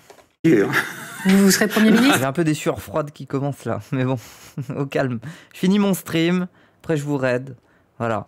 N'hésitez pas à soutenir cette chaîne, comme ça c'est fait, comme ça c'est dit, comme ça j'ai pas besoin de le répéter. Soutenez-la financièrement, et puis voilà. Ah non, mais vous m'avez... Oui, l'interview est cool, en tout cas c'est bien, c'est vraiment bien. Ça va vomir en balle. J'ai un peu peur, en vrai, mon angoisse, ma hantise, ça serait de vomir en stream. Merci Girlick pour le sub offert à foutre du bus. Alors vous me tendez la perche. Merci. Non, vous serez Premier ministre, Jean-Luc Non, Mélenchon? bien sûr que... Passe sur OnlyFans. Allez hop, toi tu vas faire un tour. Non, je ne dis ni oui ni non. Je suis obligé, tout le monde peut le comprendre, de tenir compte de deux aspects, ou de trois. Le premier, c'est que je m'en sens capable, vous m'en voulez pas trop. J'ai déjà été candidat à ça. Le deuxième, c'est que les partis de gauche, pour une raison qui leur appartient et qui me paraît assez surprenante, décident que non, c'est pas moi. Les dirigeants, hein, parce que après, c'est une autre affaire. Et puis, troisième élément, c'est que moi, je souhaite que ça marche. C'est le paramètre fondamental. La grande force de gauche aujourd'hui dans ce pays, c'est le mouvement insoumis. Il doit donc faire preuve de responsabilité. Quand nous avons fait un accord, c'est nous qui avons donné 100 circonscriptions au Parti Socialiste pour lui attendrir le cuir et faire qu'il accepte de signer le papier. Vous savez Oh, attendez, on rentre dans la séquence un peu croustillante sur l'Union. Jusqu'où il va aller? très bien que là, Oui. en direct, il y a des gens qui vous regardent, du nouveau Front Populaire même Oui, voilà. certainement, et qui se disent « Pourquoi ne se met-il pas plus en retrait ?» Il y a aussi des gens qui sont en mode « Non, le vieux reste !» Certains, vous le savez, Jean-Luc Mélenchon, vous reprochent un activisme médiatique néfaste pour la dynamique du nouveau Front Populaire. Vous êtes en direct, vous leur répondez quoi? Mais attendez, c'est pas un activisme c'est les médias qui le cuisinent à toutes les sauces. Oui, ah ben, je vais vous répondre. D'abord, Après, je suis fan de lui, donc je suis biaisé. Mais il n'y a pas besoin d'être fan de lui pour se rendre compte qu'il est quand même très bon et qu'il a construit la gauche de rupture et tout ça, quoi. Et c'est bon, il n'y a pas besoin d'être fan, hein. deux choses. On m'a déjà accusé d'omniprésence à une période où j'avais fait en tout et pour tout sur 4 mois 2 émissions. Après, il y a la perfidie qui joue. Mais si vous ne comprenez pas, si vous n'entendez pas, le fait que vous n'entendez qu'une chose, ceux qui disent débarrassons-nous de lui, admettons. Mais il y a aussi les millions de gens Bah oui. pour qui je représente une garantie. Bah oui, c'est horrible. Enfin, je veux dire, c'est aussi les médias. Les médias, ils vont pas aller interviewer des gens qui sont en mode « Oh là là, le vieux Mélenchon, on t'aime, nanana. » Non, ils vont que voir un Ruffin qui va parler à des électeurs RN qui lui disent « Ah, Mélenchon est un repoussoir. » Voilà, faut pas oublier ça. C'est bon, c'est aussi du traitement médiatique, quoi. C'est aussi construire cette idée qu'il est indésirable. Ça, c'est une idée construite médiatiquement en ce moment. C'est bon, on va pas tomber dans cet écueil-là non plus. Qui ont voté pour moi, et pas si longtemps que ça, il y a 2 ans, ou qui, encore aujourd'hui, n'ont pas confiance dans ceux qui ont amené la gauche au point de désastre où nous l'avons ramassé, nous, les insoumis, pour la ramener devant. Autrement dit, et pour que ce soit bien clair, il y a certainement des gens qui pensent que la ligne des insoumis et celle de Mélenchon, c'est trop. Mais il y a beaucoup de gens qui pensent que la ligne des autres, c'est vraiment pas assez. Et si nous nous entendons aujourd'hui plus simplement avec les écologistes qu'avec qui que ce soit d'autre, c'est parce qu'ensemble, nous avons un diagnostic commun sur la gravité de la crise écologique. Avec les socialistes, vous savez, on discute surtout de circonscription. Hein. Bon. Donc, les gens le savent, le sentent. Et vous savez très bien, donc en disant ça, certains vont dire, voilà, ils plombent un peu plus notre alliance. Oui, ben voilà, bien sûr. Tandis que m'insulter du matin au soir, me traiter d'antisémite, me laisser faire, ça ne nuit à personne. Vous voyez bien qu'il y a quelque chose de pervers, et même d'horrible dans ce piège dans lequel on voudrait m'enfermer. Bah oui. Mais si je me tais, c'est que je ne soutiens pas. Si je soutiens, c'est que j'en fais trop. Donc, nous allons mettre les choses à leur place. Il y a des gens qui ne m'aiment pas et d'autres qui m'apprécient. D'ailleurs, il y a 28% de gens qui ont une opinion favorable de moi. Si dans ceux qui ont une opinion défavorable de moi, vous enlevez les gens de droite et d'extrême droite, eh bien, vous retrouvez une situation assez ordinaire. Les gens de gauche disent « Ah ben cet homme est dans notre famille et il a aidé à son redressement. » C'est vrai que c'est devenu un vrai... Bah oui, voilà, il y a débat. comment dire, une vraie question de personne. Je sais pas si vous avez vu... J-3, c'est le bad. Mais non, il n'y a pas de raison de bader. On a une bonne dynamique, à part dans la presse, mais bon. cet extrait, un reportage de Paul Laroux. De toute façon, allez voter, hein. Commencez pas à faire les doux. Commencez pas à faire les doomers. Vous êtes là dimanche, hein. Pour TF1 LCI, il est auprès de François Ruffin. Je précise le cadre, hein, il est dans un quartier populaire d'Abbeville. D'ailleurs, les gens, si vous êtes toujours pas sûr de pouvoir voter, c'est le moment. Allez vérifier sur quelle liste électorale vous êtes. Et si jamais vous n'êtes pas inscrit au bon endroit, si c'est trop compliqué, tant pis, hein. Voilà, hein, vous auriez dû le faire, hein. Mais sinon, bah, un petit séjour chez la daronne dans la ville de son enfance, là, où on est inscrit. Ça fait pas de mal. Pour aller dire bonjour à la famille et puis pour voter, quoi. Enfin, des trucs comme ça, quoi. Dans la Somme, il est interpellé. On doux, mais on vote, voilà. C'est pas contradictoire. Par une électrice. Et il dit, François Ruffin. Oui, et puis il y a plein de procurations aussi. C'est pas un appui Jean-Luc Mélenchon ici, c'est plutôt quelque chose qui repousse les électeurs. Je pense que c'est un obstacle à la victoire du Front populaire. Voilà. François Ruffin doit quitter la France insoumise. Bah, je crois qu'il en est parti tout seul, alors donc il n'y a même pas besoin de lui demander de la quitter. Il a dit qu'en toute hypothèse, il n'avait plus rien à voir avec ça. Nous l'avons investi. Je ne sais pas ce qui me vaut de sa part une telle hargne, parce que c'est parce que la France insoumise l'a investi une première fois et une seconde qu'il a été élu la première. Mais je ne dirai de mal de personne, même pas de François Hollande, qui vient pourtant d'en dire beaucoup de moi.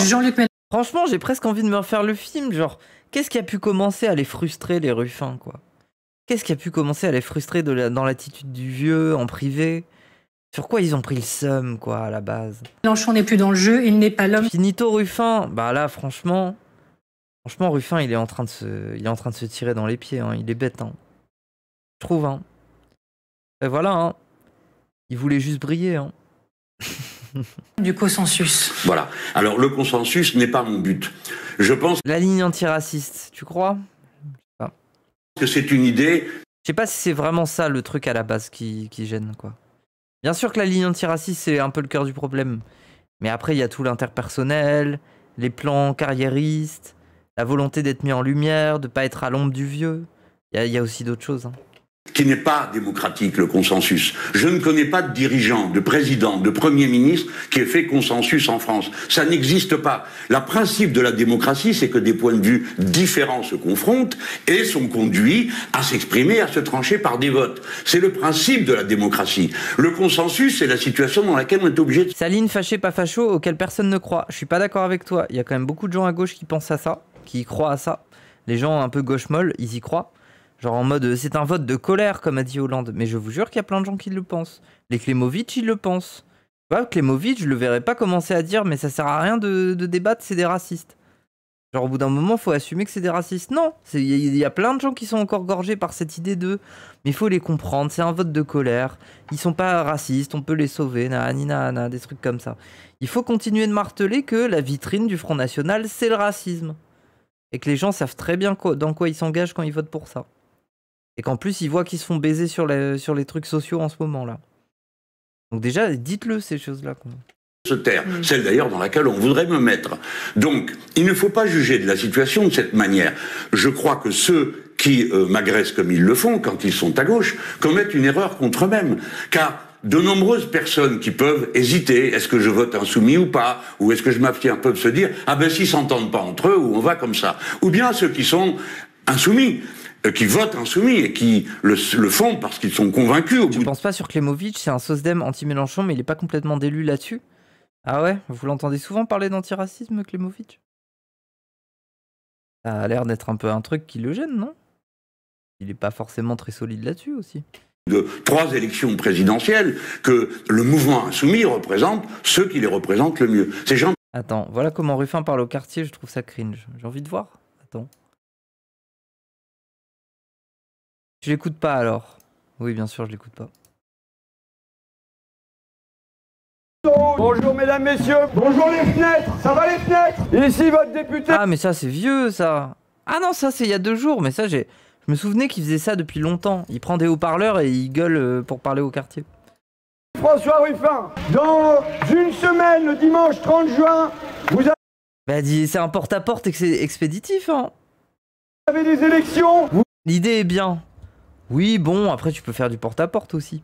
Vous avez le choix entre la candidate du Rassemblement National et moi qui suis le candidat de la gauche. Je vous le dis simplement, c'est toujours par la gauche qu'est venu le progrès. La sécurité sociale, c'est venu par la gauche. C'est par la gauche qu'est arrivé les congés payés. Le salaire minimum, c'est venu par la gauche. Le logement public, c'est arrivé par la gauche. Et nous, on vient porter simplement une gauche du bon sens, une gauche des évidences. Les Français, tous les habitants de notre pays doivent pouvoir vivre de leur travail. Bien en vivre et pas seulement en survivre. Pour les retraites, pour les salaires, pour les minima, il doit y avoir une indexation de tout ça sur l'inflation. Quand le prix des œufs augmente, quand ça grimpe sur l'huile d'olive, quand ça devient presque des produits de luxe, eh ben il faut que les salaires... Zéro affect.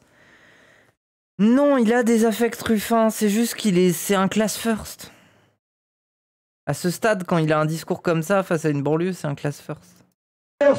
On vient dire que côté impôt, les petits doivent payer petits et les gros doivent payer gros. Vous savez que si on compare ce que vous payez comme impôt, si on compte la TVA, les milliardaires, ils payent 20 points d'impôt moins que vous. Et s'ils payaient les impôts normalement, s'ils payaient à l'égal de nous, on aurait 30 milliards d'euros en plus. Qu'est-ce qu'on pourrait en faire? Class first, c'est-à-dire c'est-à-dire que pour lui, la question de l'antiracisme ne compte pas puisqu'elle se réglera naturellement par la question de classe. Ça veut dire, comment dire, résorber les inégalités sociales qui existent à cause du capitalisme et du néolibéralisme. Pour lui, ça va de soi. Ça veut dire que dans une société où on améliore la condition de vie des gens, les gens seraient magiquement moins racistes. Si on s'empare pas de la question antiraciste, il n'y a pas besoin en fait. Parce que ce qui rend les gens racistes, c'est d'être pauvres. C'est un peu son avis. Mais le problème, c'est que c'est pas ça. C'est plus compliqué que ça. C'est plus complexe que ça. Parce que tu vois bien que les flics, par exemple, qui sont certes quand même bien payés, alors que c'est un peu des troufions parfois, bah les flics sont sacrément... C'est un corps quand même sacrément raciste, alors que c'est pas ceux qui brillent par leur salaire non plus, quoi. Pas les gens les mieux payés de France. Donc faut aller plus loin, quoi. La question du racisme, faut la prendre en compte. Et comme quelque chose d'associé à la question de classe, mais qui a son identité aussi, enfin qui a un corpus. Ce qui rend raciste, c'est d'être con. Ouais, c'est bien ça. T'as résolu le problème, toi. Et c'est pas cohérent, enfin je veux dire, faut commencer par là. Le racisme existe pour justifier des rapports de domination, notamment sociaux. Oui, mais pas que. Genre, bien évidemment que quand tu soulageras un peu la vie des gens économiquement, bah voilà, mais non, il faut former les gens, quoi. Faut faire de l'antiracisme. Du coup, il fait du mépris de classe. Non, ça n'a rien à... Ah. En plus, je suis malade, les gens. Oh, j'ai pas envie de... J'ai du mal à dérouler, là. Désolé, mais... On pourrait en faire que simplement l'école soit vraiment gratuite. Gratuite la cantine, gratuite le périscolaire. Oui, j'ai vu pour le mec qui s'est fait têche. Gratuite pour les sorties. On a besoin d'une école qui devienne un pilier de la République pour que l'hôpital redevienne un pilier de l'État social. On a besoin que pour l'économie, pour l'industrie, pour l'écologie, on produise ici autant que possible. Plutôt que d'aller produire à l'autre bout du monde, on pourrait faire simplement que dans notre pays, qu'importe qu'on habite un quartier ou qu'on habite à la campagne, qu'on habite la France des bourgs, qu'on habite la France des tours, quelle que soit notre couleur de peau. Oh, la France des bourgs et la France des tours, déjà, ouais, la formule, c'est... Oui, bon. Qu'importe notre religion, qu'importe notre origine, on soit simplement toutes et tous égaux. Toutes et tous égaux devant l'éducation, tous égaux devant la santé, toutes et tous égaux devant la police, toutes et tous égaux devant la justice. Simplement qu'on porte cet idéal que nos ancêtres ont fondé avec la grande Révolution française, en passant par le Front populaire, qui est passé par le Conseil national de la résistance, cet idéal qu'on a inscrit au fronton de nos mairies. Mais du coup, il fait toujours le même discours à chaque fois, en fait. Il prend son micro et il fait « On se fait chier, putain. Oui, vas-y, on arrête. » Mais c'est le même. On peut se dire, mais pourquoi vais-je aller voter pour des gens qui insultent nos principaux dirigeants? Voilà pourquoi, moi, je recommande qu'on arrête ça. On ne se rend pas service en faisant ça. Et puis, quand quelqu'un de droite ou d'extrême... T'as cassé les oreilles, pardon, désolé. Bah oui. En vrai, moi, je sais pas. En fait, ne serait-ce que dans le symbole... Parce qu'en plus, il débarque et il fait ça... Souvent, il fait ça genre le matin. Moi, je trouve que dans le symbole, il y a quand même un peu un problème. Hein. De se dire, ah, vas-y, je vais arriver dans le quartier, je vais gueuler en bas de la tour. Mais il y a plein de gens qui dorment, ils vont se dire, ah, mais rien que pour ça, je voterai pas pour toi, là. Le Ruffin qui gueule, là. Ben ouais, je sais pas, c'est agressif un peu. C'est... Voilà, quoi. Les quartiers, tu t'en bats les couilles, tu les réveilles. Ambiance annonce de cirque. Bah oui, genre je suis désolé. Par exemple, moi j'aime bien les camions de cirque là, qui sont en mode allez, allez, le cirque grue c'est dans votre ville. Venez voir les lions, les éléphants et les clowns. Enfin, c'est marrant ce truc là, mais c'est insupportable, t'as envie de les insulter quand ils te réveillent 3 fois un dimanche. Bien sûr. Droite, et il y en a dans tous les milieux, je veux dire dans les milieux populaires aussi, disent ah ben Mélenchon on veut pas en entendre parler, bah peut-être bien, mais peut-être que dans d'autres milieux c'est l'inverse. La confrontation. Ou bien Et faut-il se repérer seulement sur les gens qui ne sont pas d'accord avec vous? Si on me dit, monsieur Mélenchon, vous avez tort sur ceci et cela, eh ben je m'explique. Et après, je comprends. Moi aussi, je préfère être réveillé par une annonce de cirque. Ou je ne convainc pas. Faisons confiance au dialogue, à l'activité, à la politique, dans ce cas-là, de démocratique. Vous avez dit... Le porte-à-porte à 9h, ça te réveille ou pas? Bah ça réveille pas tout le monde à la fois, c'est ça aussi. On a besoin de la confrontation des points de vue. On va continuer un tout petit peu. Le Nini revient sur la scène politique, Jean-Luc Mélenchon, mais pas comme on l'a connu avant. Là, il y a un Nini qui monte, cette fois c'est ni le RN, ni LFI. Vous avez vu, j'en doute pas un instant, la tribune signée notamment par Manuel Valls, Bernard Cazeneuve et Elisabeth Badinter. Elle est intitulée « Notre voix ne se portera ni sur un candidat RN, ni sur un candidat LFI ». Pour nos téléspectateurs, je précise, il est écrit « C'est peu dire que le Rassemblement national, dont les racines puisent dans les eaux les plus obscures de l'histoire, doit être combattu. Mais ces valeurs ne sauraient souffrir aucun compromis, fût-ce au nom d'un barrage contre l'extrême droite. Elles ne peuvent pas être laissées à la merci de ceux qui les ont malmenées depuis des années, camouflés au sein d'un prétendu front populaire. Les candidats de la France insoumise en trahissent jusqu'à son idéal historique. » Je vous laisse boire une gorgée d'eau pour pouvoir mieux répondre, Jean-Luc Mélenchon. Ouah, elle essaye trop de faire l'agressive, là. Le pauvre, il était juste en train de boire un verre d'eau parce qu'il parle tout le temps. Elle est en mode tu bois un verre d'eau parce que j'ai posé une sacrée question. C'est Manuel Valls qui dit ça. Wow. C'est infâme, tout simplement. Car dire c'est la même chose, les Insoumis et le Rassemblement national, c'est infâme. Nous n'avons rien à voir les uns avec les autres. Le mouvement insoumis n'a pas été fondé par d'anciens SS. Voyez-vous, le mouvement insoumis lutte contre le racisme, toute chose que ne fait pas le Rassemblement national. Pourquoi il y a un trophée de youtubeur? Bah parce que c'est un youtubeur qui a gagné des trophées, tout simplement. Le mouvement insoumis ne contient pas de négationnistes. Il y a des candidats négationnistes, c'est-à-dire qui nient le massacre des Juifs par les nazis, etc. C'est donc infâme. Et les gens qui parlent, je mets de côté Madame Badinter... De toute façon, ça sert à rien de se déchirer, ça sera Hollande à la fin? Non. Non, non, Hollande, il veut jouer ses cartes. Mais Hollande, il reviendra pas par le trou de souris. Hein. Il est trop détesté. Hein. Par contre, Hollande, il sera capable de foutre la merde. Ça, c'est sûr. Hein. Parce que j'ai à son égard une dette absolue. Parce qu'il potentiellement, il pourra participer à entraîner avec lui une alliance avec la Macronie. Ça, c'est... oui. C'est d'avoir appris quelques-uns des rudiments du féminisme en la lisant à l'époque. Hein. Maintenant, je lis d'autres personnes pour le féminisme. Mais les deux autres, Cazeneuve et Valls, sont des gens qui ont tué la gauche, qui l'ont amené au néant. Car si aujourd'hui le Front National est aussi puissant, on doit se demander pourquoi. Alors il y a des gens qui sortent les violons avec toutes sortes d'explications. Mais le vrai point de départ, c'est que pendant des années et des années, le Front National était faible, puis tout d'un coup il a grimpé, puis tout d'un coup il a grimpé. À quoi correspondent les croissances du Front National? À l'idée que la gauche et la droite c'est pareil. Et pourquoi ça s'est fait? Parce que la gauche et la droite se sont mis à se comporter sur les mêmes règles économiques. Et la gauche comme la droite ont supprimé, prenons l'exemple de monsieur des libéraux. François Hollande, la loi El Khomri qui a scandalisé... Le tournant de la rigueur, c'était la gauche, la droite. Tout le mouvement ouvrier, c'est lui. La loi permis de tuer, c'est lui. Par conséquent, ces gens ont une responsabilité dans le fait du désespoir populaire. Je vais vous poser une question. Je termine juste en disant, pendant des années, ces gens ont fait comme si le Rassemblement national était la seule alternative. C'est lorsque moi je quitte le Parti socialiste que je crée d'abord le Front de gauche, puis avec mes camarades, avec des gens comme Coquerel et quelques autres, Martine Biard, nous avons créé tout ça. Et que nous avons créé ensuite le mouvement insoumis, que la gauche est revenue au premier plan. Et que moi, à 400 000 voix près, celle de M. Roussel par exemple, eh bien, j'aurais pu être au deuxième tour de l'élection présidentielle. Je vais vous poser une question. Je suis obligé de parler vite. Hein. Non, mais que je pose à beaucoup de mes invités. Beaucoup disent, vous l'avez peut-être entendu autour de vous, pour que le Rassemblement national en arrive à ce niveau-là, c'est que tout le monde a sa part de responsabilité. Tout le monde. Oui, vous en premier, les médias. Est-ce que vous dites, j'en prends ma part? Non. Est-ce que... Bah non. Non. Mais non, c'est pas le vieux. Commence à pas dire ça, c'est une dinguerie. Hein. Vous avez des regrets, des remords, des questionnements et une autocritique? Non, c'est trop facile ça. Le Front National n'est pas... C'est pas ce que ça veut dire, tout le monde a sa part. C'est pas ce que ça veut dire aussi que la société civile, les journalistes, plein de trucs ont leur part aussi. Une maladie, c'est un courant politique. Donc il ne s'est pas propagé, il s'est fait à péter. Non, c'était un scout. Propagé parce que ceux qui auraient pu le bloquer ne l'ont jamais fait. Les médias qui l'ont encouragé, c'est par les médias que le Front National est entré dans les maisons, pas par les militants, ils ne militent pas.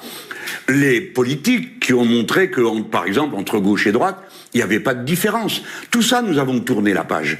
Quand nous avons fait notre premier accord, l'accord de NUPES, n'est-ce pas ?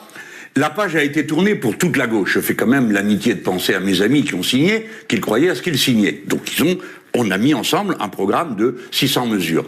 Là, les socialistes ont dit, nous avons 3 points d'avance sur vous aux élections législatives, donc il n'y aura plus que 180 ou 200 mesures. Bon, on a fait ce programme. Mais c'est un programme qui est sur une ligne de rupture. Mais rupture avec quoi ? Avec la logique économique dominante. Et je peux vous dire une chose, c'est que je n'ai pas entendu une seule voix dans une quelconque des réunions de négociation du programme qui ait mis en cause le fait qu'il fallait mettre à distance les recettes économiques et politiques qui ont fait faillite. Donc le Front National est d'abord le résultat du fait que la gauche n'a été incapable de démontrer qu'elle était une alternative jusqu'à ce que nous arrivions. Vous avez jugé les attaques il y a quelques instants d'infâmes vous concernant la France insoumise. Oui. Un harcèlement ignoble, injuste, infâme. Vous n'avez pas eu de mots assez durs déjà dimanche dernier sur les accusations d'antisémitisme dont vous êtes l'objet et l'ensemble de votre parti d'ailleurs. Quand même une question. Ces derniers jours, il y a 4 partis, les écologistes, les socialistes, les communistes. Voilà, question infâme, j'ai peur. Et Place Publique qui ont signé une charte contre l'antisémitisme qui engagerait tous les candidats. Ils l'ont signé aussi. Ah, le Gaslight.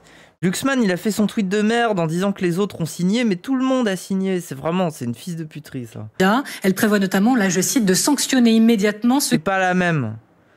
Waouh, super, c'est pas la même. Hein. Qui tiendraient des propos relativement antisémites. LFI ne l'a pas signé. Pourquoi est-ce que ce ne serait pas de nature à apaiser, à donner des gages? Bien sûr. Pourquoi pas. Et puis on pourrait... Non, mais il y a un autre texte qui a été signé par tout le monde. Donc si vous... Bah oui, c'est ça. C'est-à-dire ils ont re-signé un texte derrière entre eux, histoire de montrer qu'eux, ils avaient signé un texte. Mais tout le monde a signé un texte. Et ça, c'est les embrouilles. C'est ridicule. Hein. En train de terminer, de ce que j'ai compris, je n'ai pas participé à cette discussion, donc il se peut que je me trompe. Je n'étais pas là dans cette discussion. On nous a dit, tiens, il y a une charte qui est en préparation. 2 partis la signent, le Parti socialiste et je crois pas le Parti socialiste, Place Publique, Monsieur et Glucksmann et les autres. Et à ce moment-là, on a dit mais qu'est-ce que vous êtes en train de faire ? On est en train de préparer un texte commun. Il y a un texte commun qui a été sorti. Donc il y a, si vous voulez, il y a quelque chose de... Je sais d'où vient cette mauvaise information.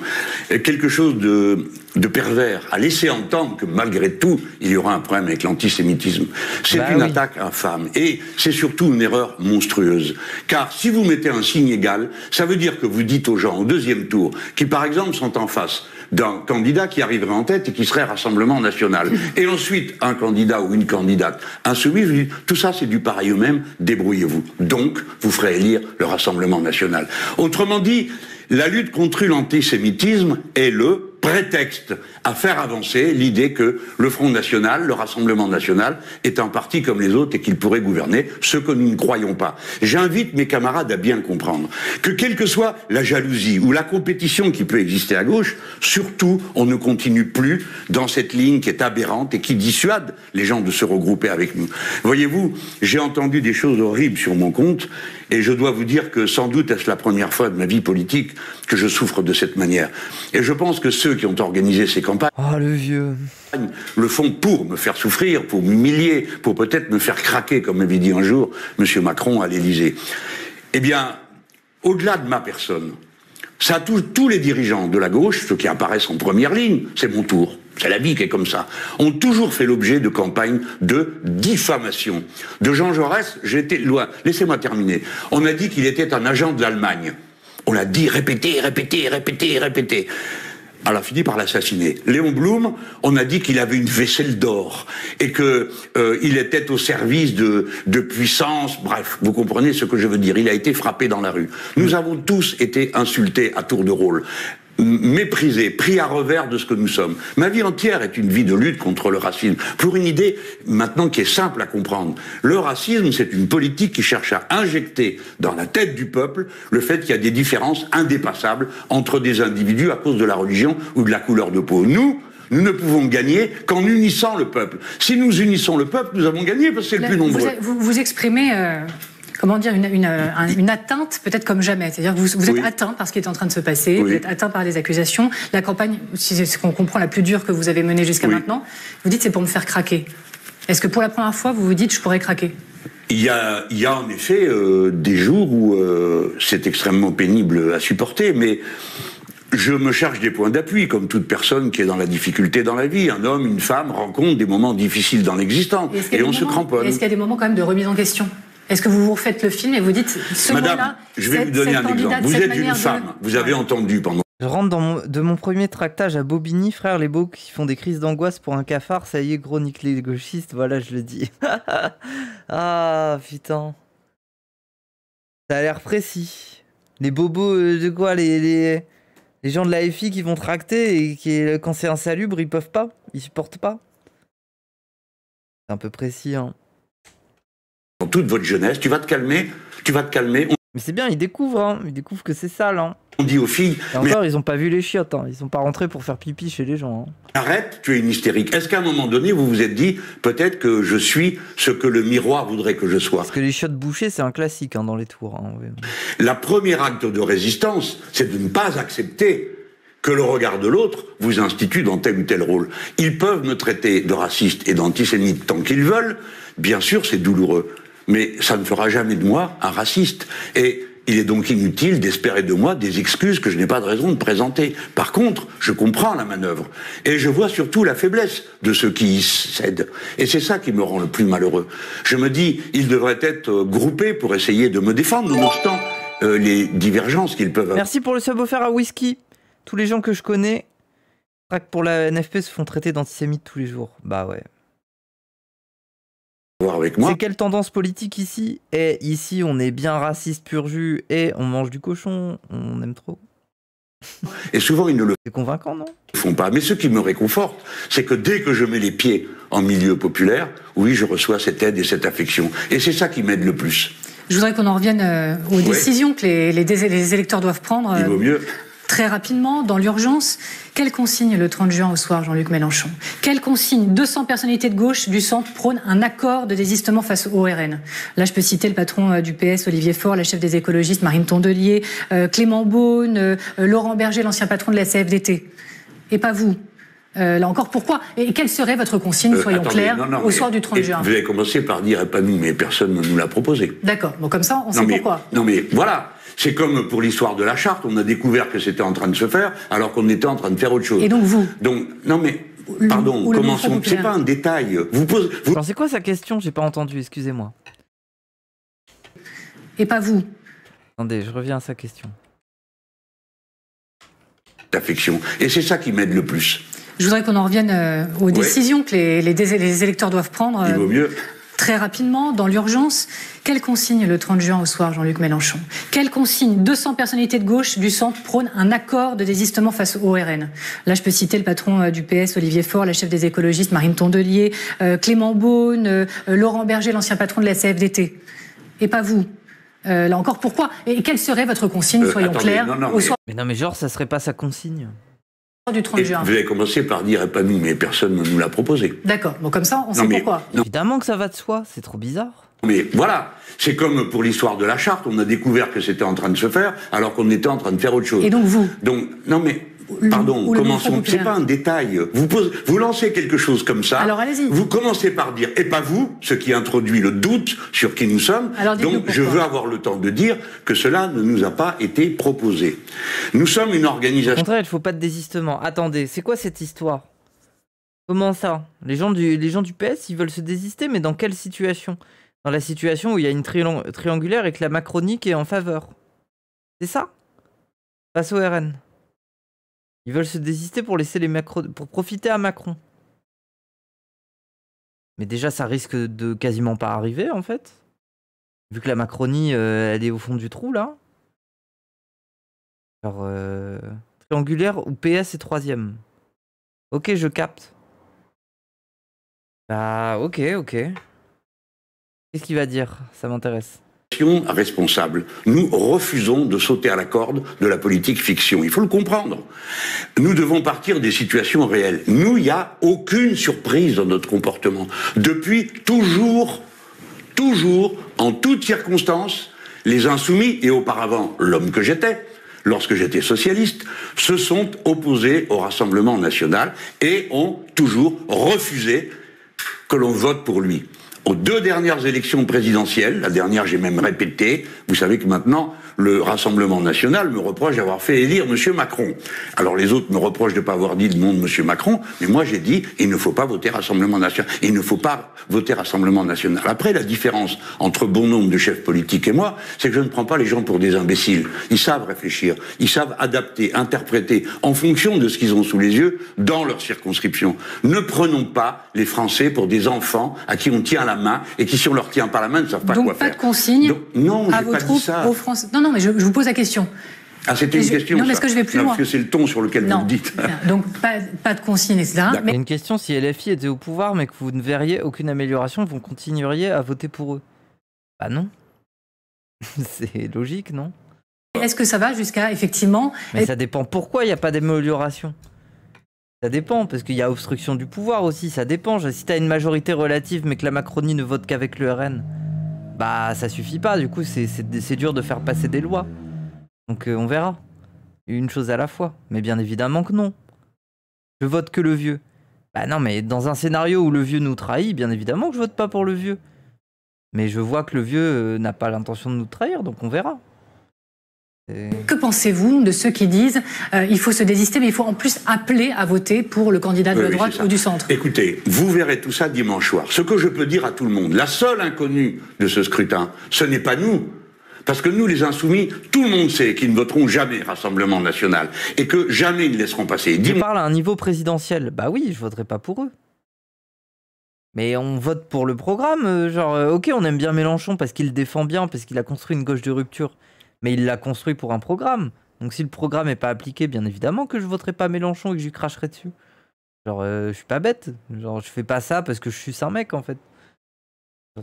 Soumis, tout le monde sait qu'ils ne voteront jamais Rassemblement national et que jamais ils ne laisseront passer. Dimanche soir, on vous dira exactement comment faire.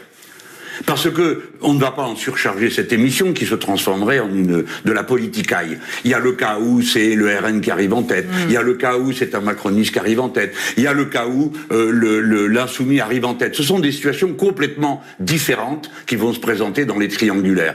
Et nous avons commencé à y réfléchir en regardant le tableau. Dimanche soir, nous vous dirons très clairement quelque chose. Mais ce que je peux vous dire dès maintenant, c'est qu'il y a 2 questions.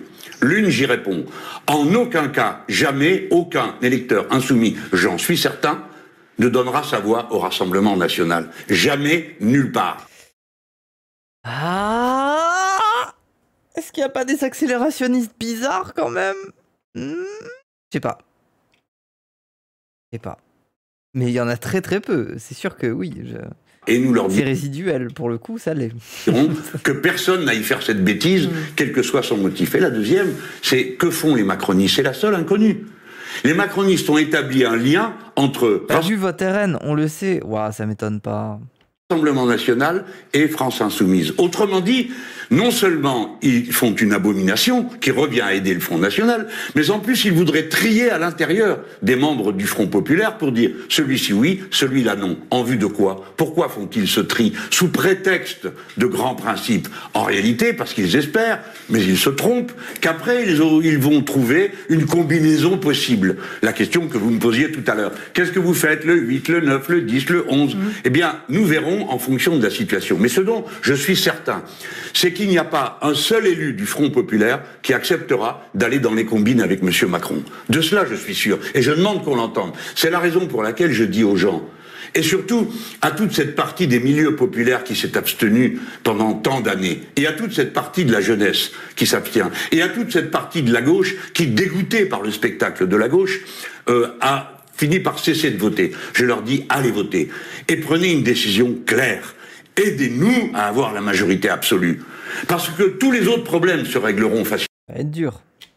Le programme existe. Si nous avons une majorité... Je ne connais pas l'accélérationnisme. Quel est le principe au-delà de compter la prédication future plus que sur le présent?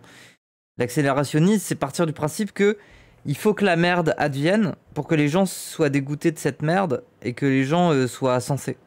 Voilà, c'est pas plus compliqué que ça. En gros, imaginons qu'il y a une tempête qui va arriver et il y a un village et personne se soucie de la tempête et t'as quelqu'un qui crie à la tempête mais personne n'écoute et il se met à dire « Bon bah puisque c'est comme ça, je préfère que vous viviez cette tempête et que la moitié des gens y meurent dedans, comme ça la prochaine fois vous m'écouterez. » C'est ça l'accélérationnisme. Voilà. Nous aurons un gouvernement. La question du Premier ministre n'est pas la question numéro 1 qui nous est posée. La question numéro 1, c'est gagner et appliquer le programme. Il y a un autre sujet quand même majeur, c'est que quel que soit le résultat, les Français plus que jamais font confiance au Rassemblement national. Leur score augmente, ça c'est un fait. Non, attendez, non madame, pardon, ce n'est pas un fait. Un tiers des Français, d'après les sondages, font confiance au Front National. Sauf que la tempête, c'est pas dit qu'elle s'arrête aussi facilement. Oui, puis c'est pas dit que le village soit capable de se relever de la tempête aussi. Enfin, c'est ça en fait le problème de l'accélérationnisme fondamental, c'est que c'est une pensée un peu facile.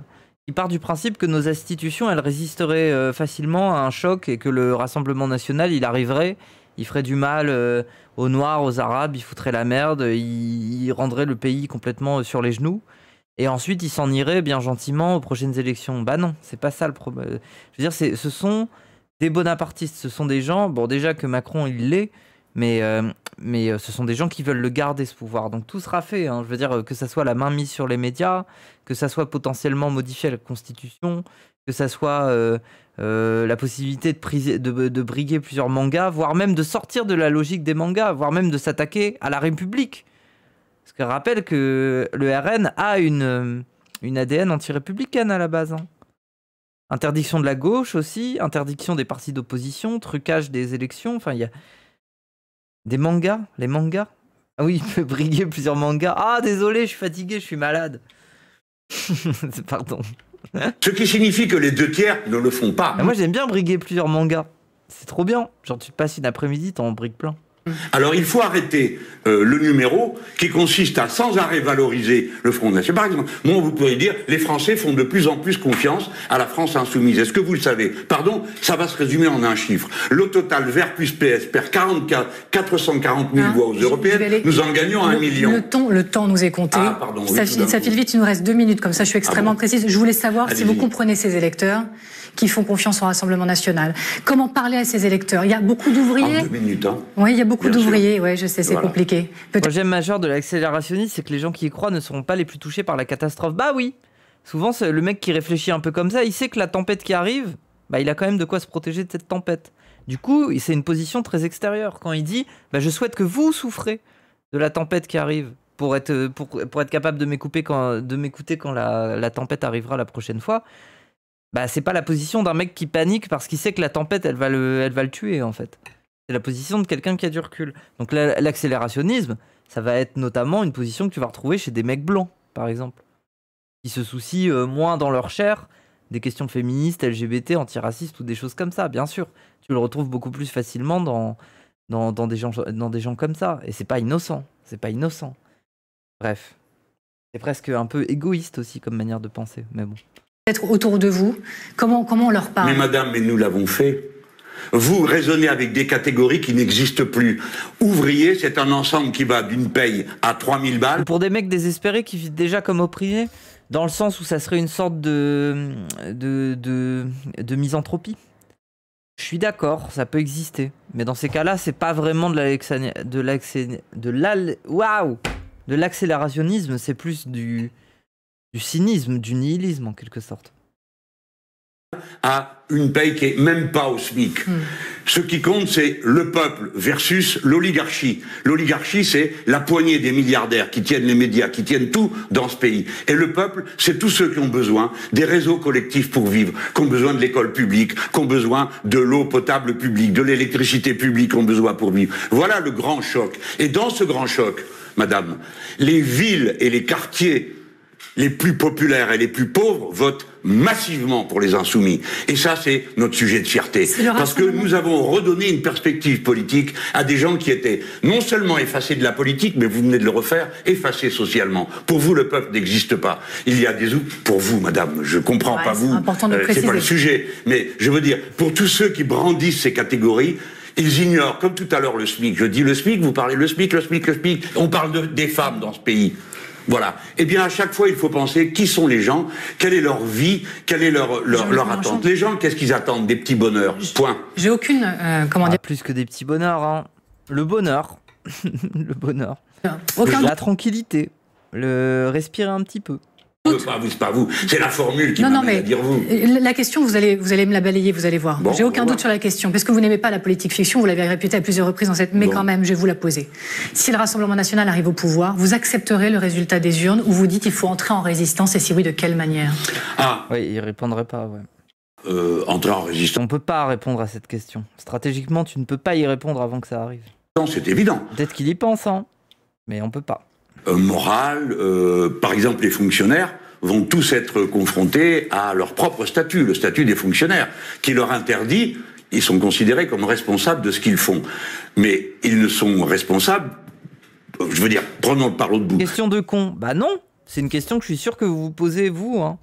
Si jamais il y a le fascisme, qu'est-ce que vous faites après, hein? Comment vous organisez si jamais vous avez envie de lutter? Est-ce que vous baissez les bras ou est-ce qu'il y aura des moyens de lutte? Vous vous la posez cette question, mentez pas. Donc, S'ils acceptent un ordre qui comporte un aspect illégal, ils sont personnellement responsables. Donc chaque fonctionnaire devra se demander si l'ordre qui lui est donné est légal. Par exemple, un instituteur à qui on dirait il faut que tu vérifies si tous les enfants qui sont dans ta classe ont des parents qui ont des papiers. Et c'est un ordre qui est illégal. Par conséquent, ils ne l'exécuteront pas, et ainsi de suite. Ensuite, il y a des hauts fonctionnaires qui refusent d'être considérés comme des suspects à cause de leur double nationalité. J'ai vu une tribune dans Le Monde par un jeune diplomate qui s'appelle Mohamed. En plus, ce truc-là, vous faites pas matrixer. Hein. Bardella, il est là à dire « Ah bah non, les binationaux, c'est des postes clés, ça concerne que 10 personnes en France. » Non, c'est le début de quelque chose. C'est le début de l'interdiction de la fonction publique à toutes les personnes qui n'ont pas la binationalité. C'est la première étape, en fait. Il le présente comme ça parce qu'il veut faire accepter tout le reste. C'est-à-dire que globalement, mais dans tous les corps, que ça soit les profs, que ça soit les flics, que ça soit n'importe quoi, la binationalité sera bannie. C'est ce que veut le RN. Bouabdallah, voilà, le pied dans la porte, c'est un petit pas. Qui est une personnalité de premier plan à mes yeux, compte tenu de ce qu'il dit. Il a négocié l'accord sur le nucléaire avec l'Iran au nom de la France. Il transmettait les consignes et il les a organisées avec les diplomates au Conseil de sécurité et qui dit maintenant, moi, c'est insupportable que vous mettiez en cause ma loyauté à la patrie des Français dont il est. Par conséquent, il y a plein de gens qui vont être dans une attitude personnelle de résistance morale et légale. Quant au reste, madame, les peuples ont les dirigeants qu'ils méritent.